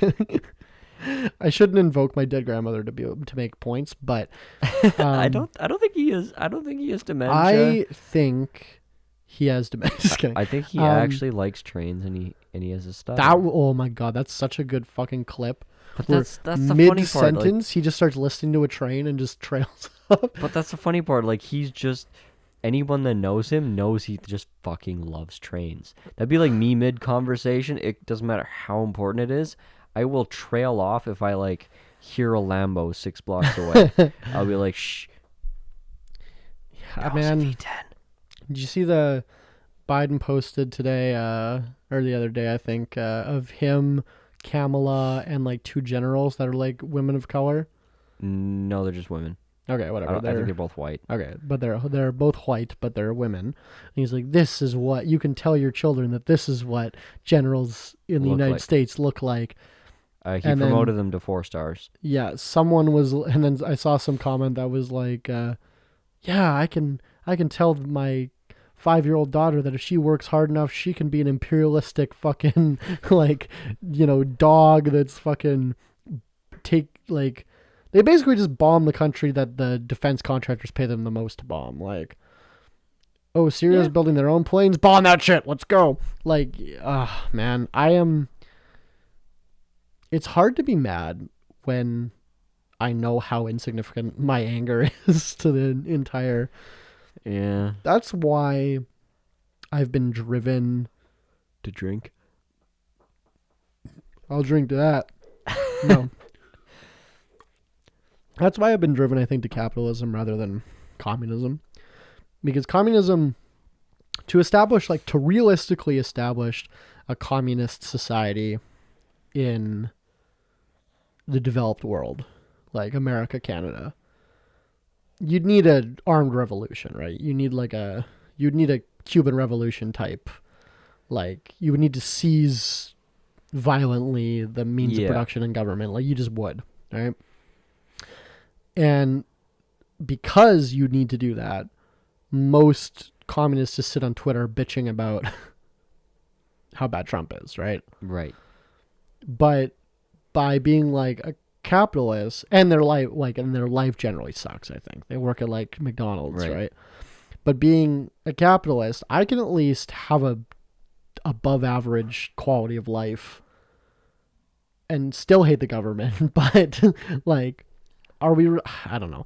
I feel like it's dark and against my kind of other morals to just be like, we can't fucking do anything. Like, there's no hope. I think there's a great degree of feudalism. I also think that there's... Feudalism. Feudalism was like kings and lords. What? You just changed the emphasis on it? No, feudalism, feudlism. Oh. Feudalism, that was like when you had like samurai lords and shit. Being futile with a T. Feutilism would be like, I don't know if feutilism is a word, but futile is definitely a word. That's what you were trying to say, though, was it's futile to... Fatalism? Fatalism? That's like death. Right. Like, you think you're going to die, so you do whatever you want. More or less. Anyways... Or is that existentialism? Thanks for the English lesson. I think you just gotta not give a fuck until something actually happens, because when things happen, you will have time to respond. You'll have time to make decisions.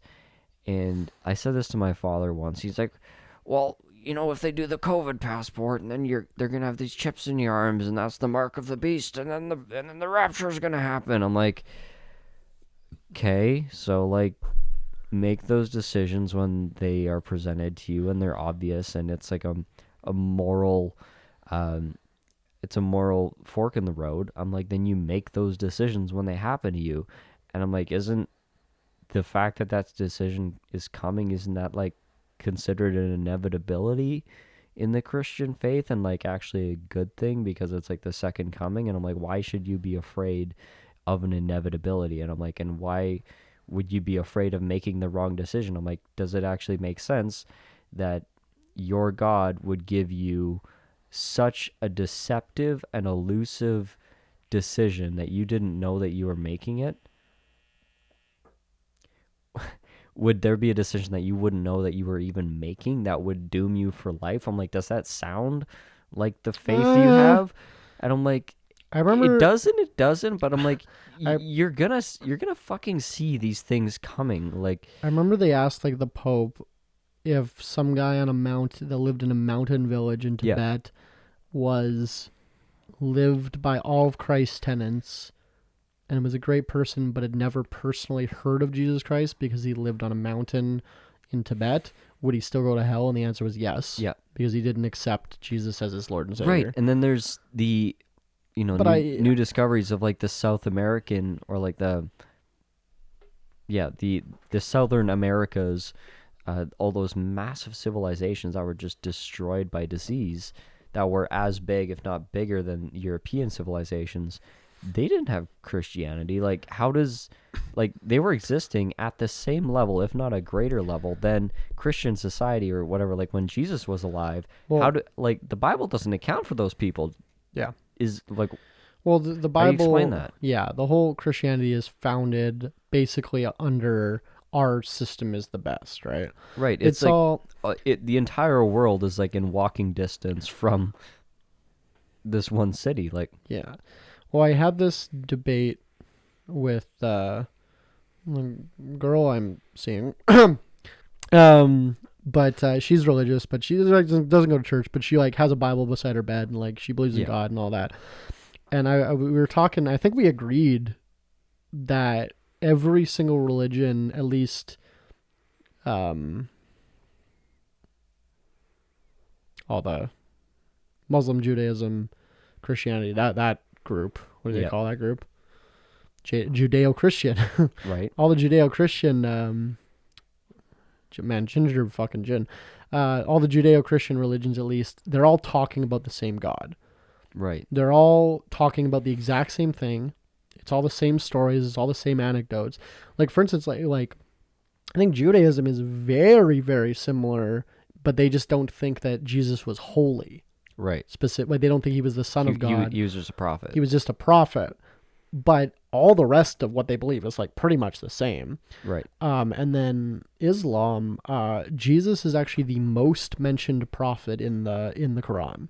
Right. They mention Jesus more than they mention Muhammad in the Quran.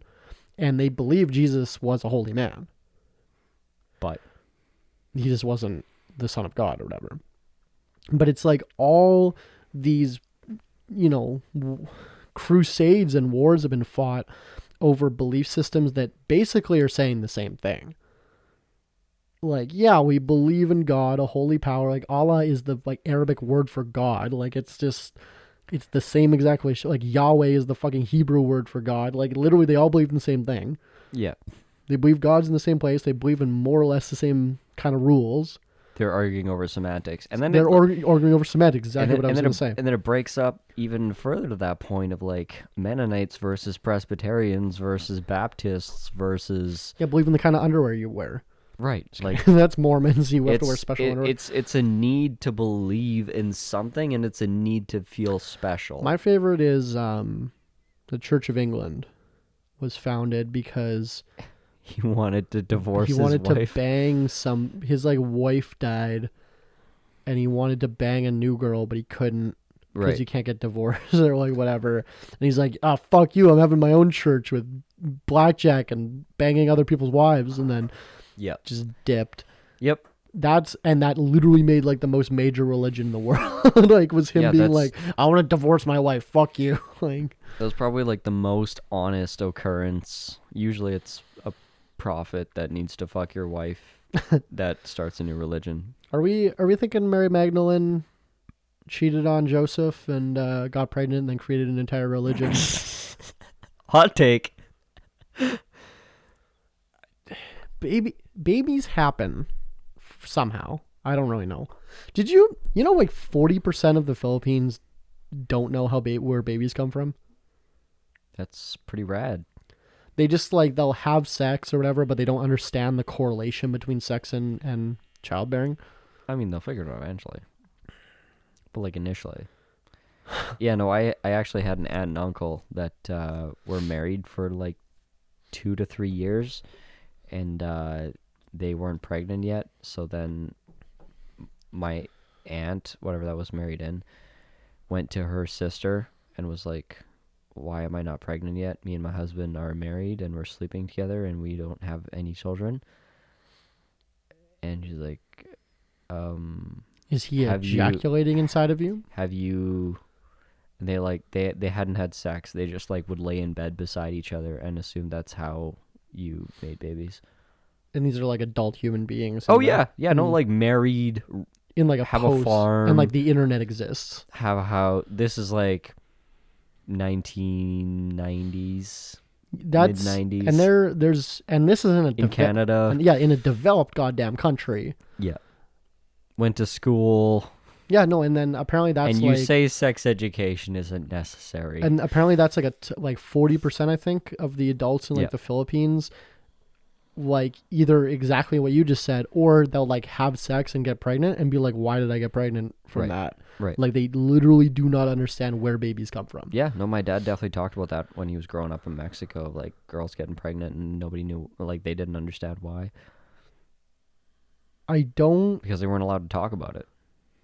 Get it. Like, well, I guess it's probably classist for me. No, it's more, it is religious. But it's almost always religious based. Yeah, but it's probably definitely like classist for like I'm white privileged. I grew up in a first world country. I had good sex education.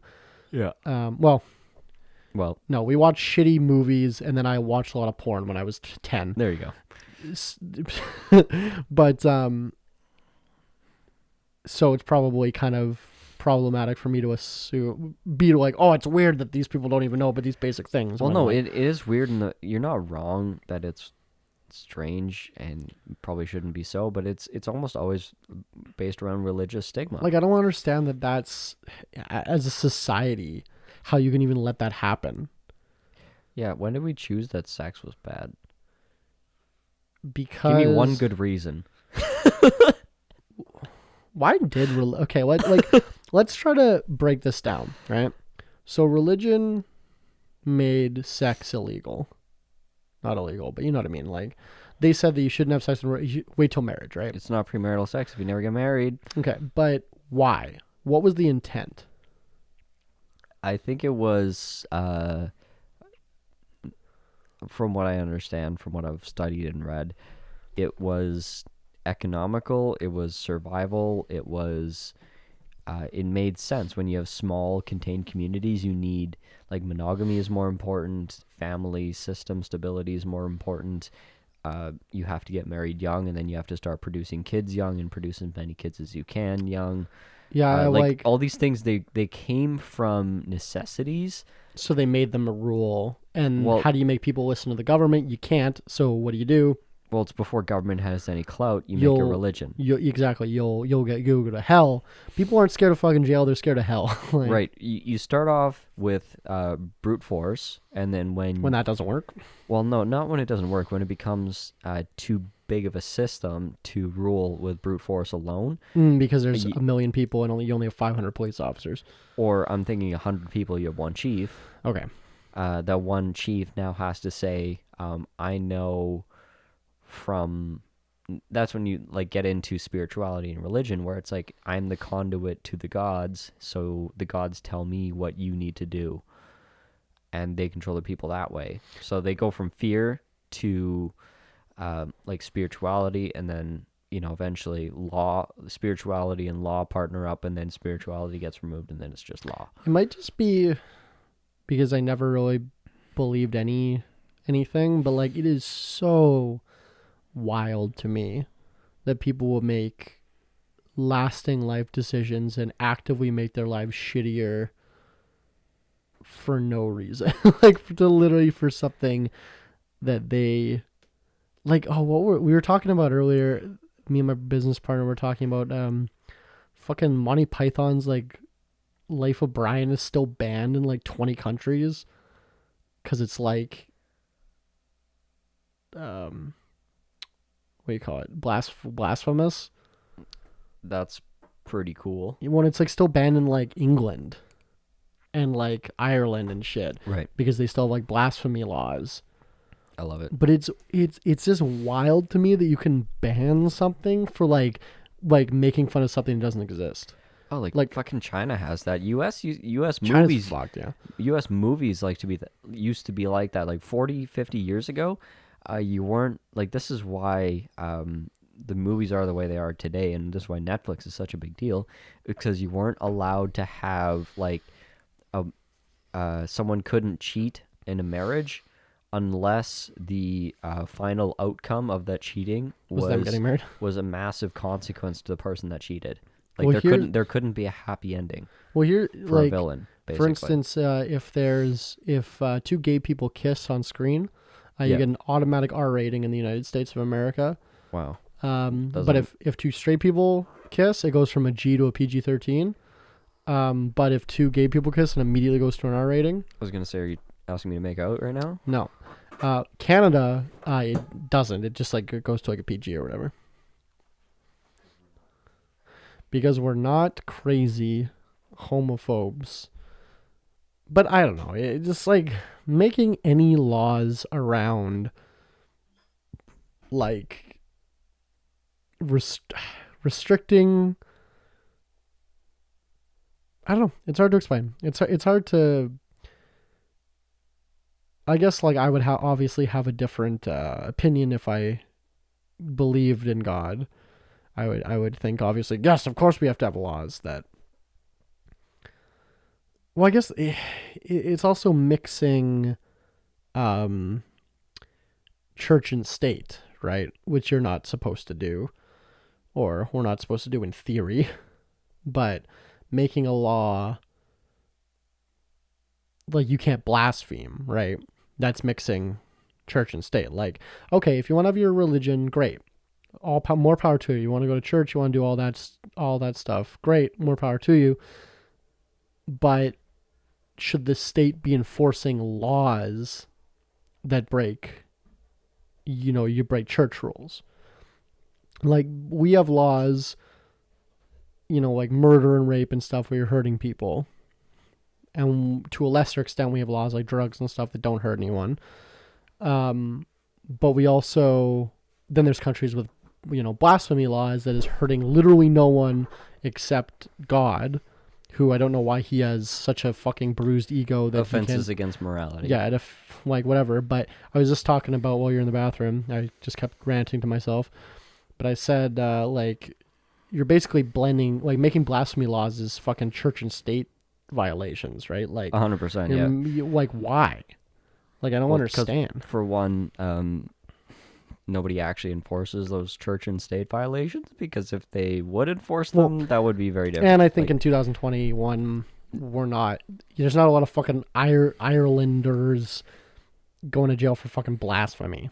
No, but there are churches sponsoring politicians, which is problematic. And there are Saudi Arabians that are getting their heads cut off for blasphemy, though. Yeah. So I just kind of had like a big brain epiphany moment where I'm like, all the bullshit that we are experiencing and can see is just a transition from church ruling to law. and going from like morality rules versus majority rules. Shout out, I think it's an indie game called Frostpunk. It's a city building game where you basically, when Krakatoa went off, Yeah. the giant volcano in I think 1901 or something, there was like it literally like cooled the earth by like 3 degrees, like it fucked a bunch of shit. But this game is set in an alternative reality where that eruption created an ice age. That's fun. And as the temperatures got colder, the 1900 British government built a bunch of coal generators in the Arctic. So then this game is like you're building a city around these generators in the Arctic, and that's the last of humanity. Is like these. So you like go out, you have to like make hunters and get coal and wood and shit, and like it's pretty fun. But pretty good game. I recommend it. It's on Steam for like $20. Go pick it up. But Sponsored by. yeah, no kidding. But my point was, once you progress into the level you're doing, you have to, once your society gets big enough, you have to pick between either law and order or faith. Yeah. And either way, there's like skill trees that go, not skill trees, but like, trees that go out into different things. You can build like, if you go to the order ones, you build like basically cops. But if you go to the faith one, you build like faith keepers that are like these priests that, like oath keepers. Essentially, yeah. And then once you max out like the faith one, you build like an execution platform on the generator where it like burns people alive for like doing like it's a whole thing, and it's kind of sketchy. And it's a pretty somber game. It's not like yeah. The storyline's like pretty sad. And like even at the end, it's like, yeah, we survived, but at what cost and all this shit. Like it's all whatever. I recommend it. It has a bunch of DLC, which is fun. Go pick it up. Not sponsored by Frostpunk. We're not sponsored by Whitley Neal Gin either, which is making me fucking go crazy. But what was I saying? Oh yeah, faith and order are pretty much the two. Like you need to keep people together. Once we start getting over 1,000 people, you need to keep people together somehow, right? And society is run by a set of kind of rules that we all agree to, more or less, right? Right. Like I don't pay taxes because I don't personally believe in that, but I don't kill people though. Allegedly. But as a society, we need like some sort of backdrop of like stability, right? Yeah, they always say America is the greatest social experiment. And objectively true, but also it's scary. I mean, it's it's an experiment. It's a very short period of time that's elapsed, and we'll fucking see what happens. But if you can't put things into perspective, you'll go crazy. I already am crazy, and this is looping back all the way to the very beginning of the podcast. COVID has made me fucking insane, buddy. Nice. I think it's doing that all around, so that's okay. So I think we should round up with the segment where we say our business tip of the day. Yeah. You should go first because I don't have one, but I'm gonna think. I don't really either.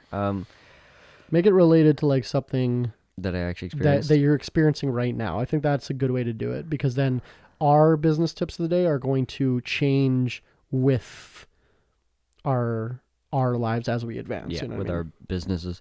Yeah. I would say business tip of the day.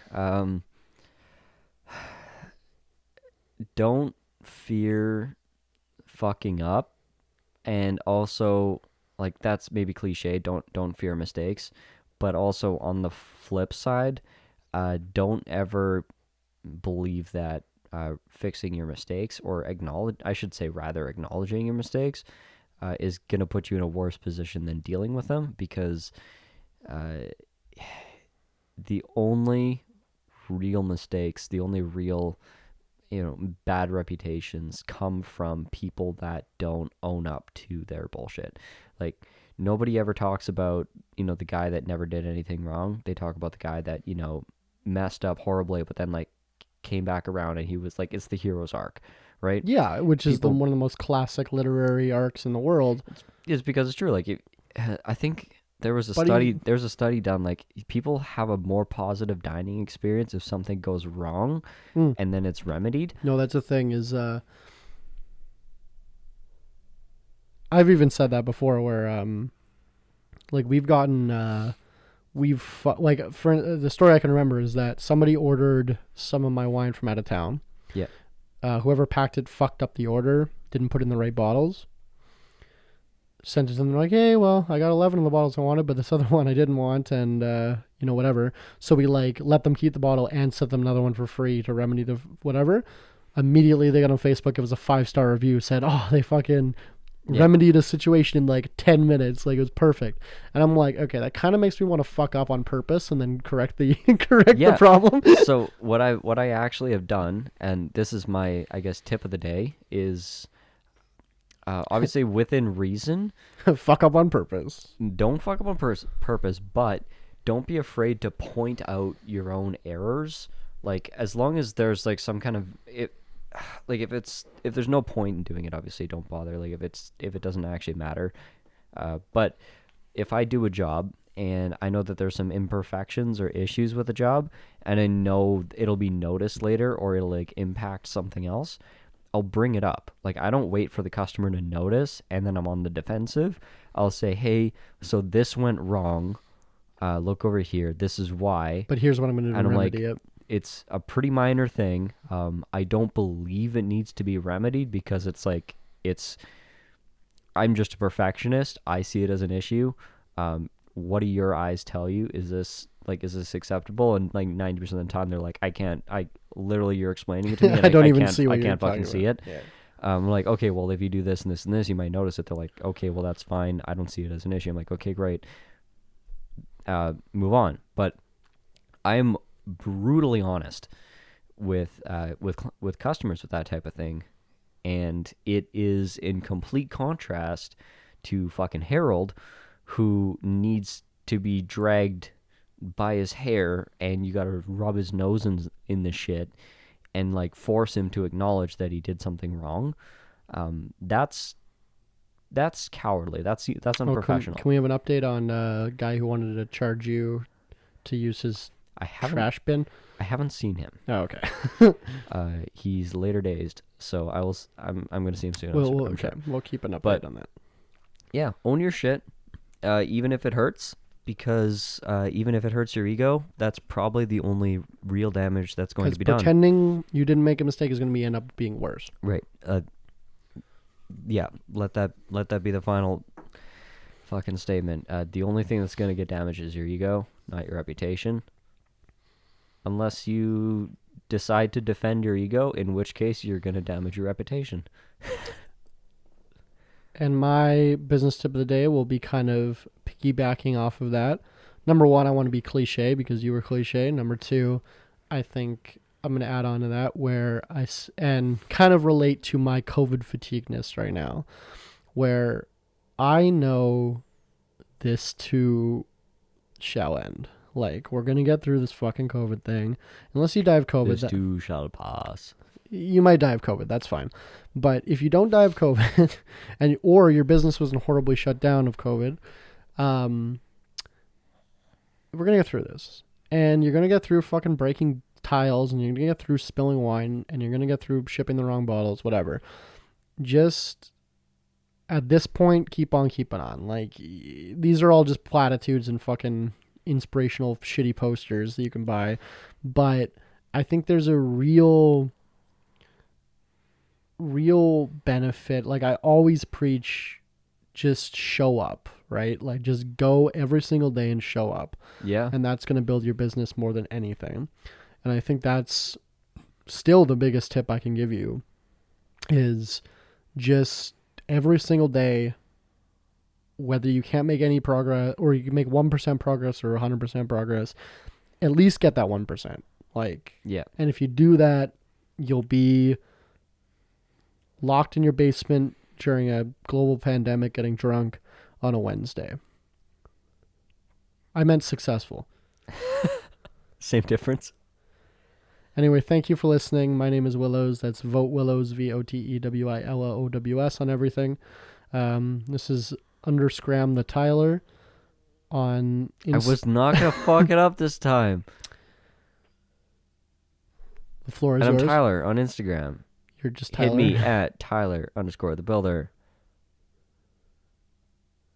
That's all. Okay. Alcohol Beyond This Point on Instagram, Alcohol Beyond This Point podcast on Facebook. If you're listening, try to comment somewhere telling what platform you like listening on, because we're on Spotify, Apple Podcasts, Spreaker, Anchor, Stitcher. Literally, we're on like 30 different sites. So if you're listening, go to our Facebook, our Instagram, or YouTube, which is youtube.com/votewillows, or just Google Alcohol Beyond This Point. And leave a comment where you're listening from in the world and what you're listening on. Like what platform. Really curious to hear that. If you'd like us to send us a bottle for Shot Collar, throw it in the direction of Canada, and we'll probably catch it. I'm like 100% sure. It's not that big. And I don't know, man. Just don't die of COVID, please. I love you, all of you. You're almost there. It's almost over. It is. Okay. Click. Bye.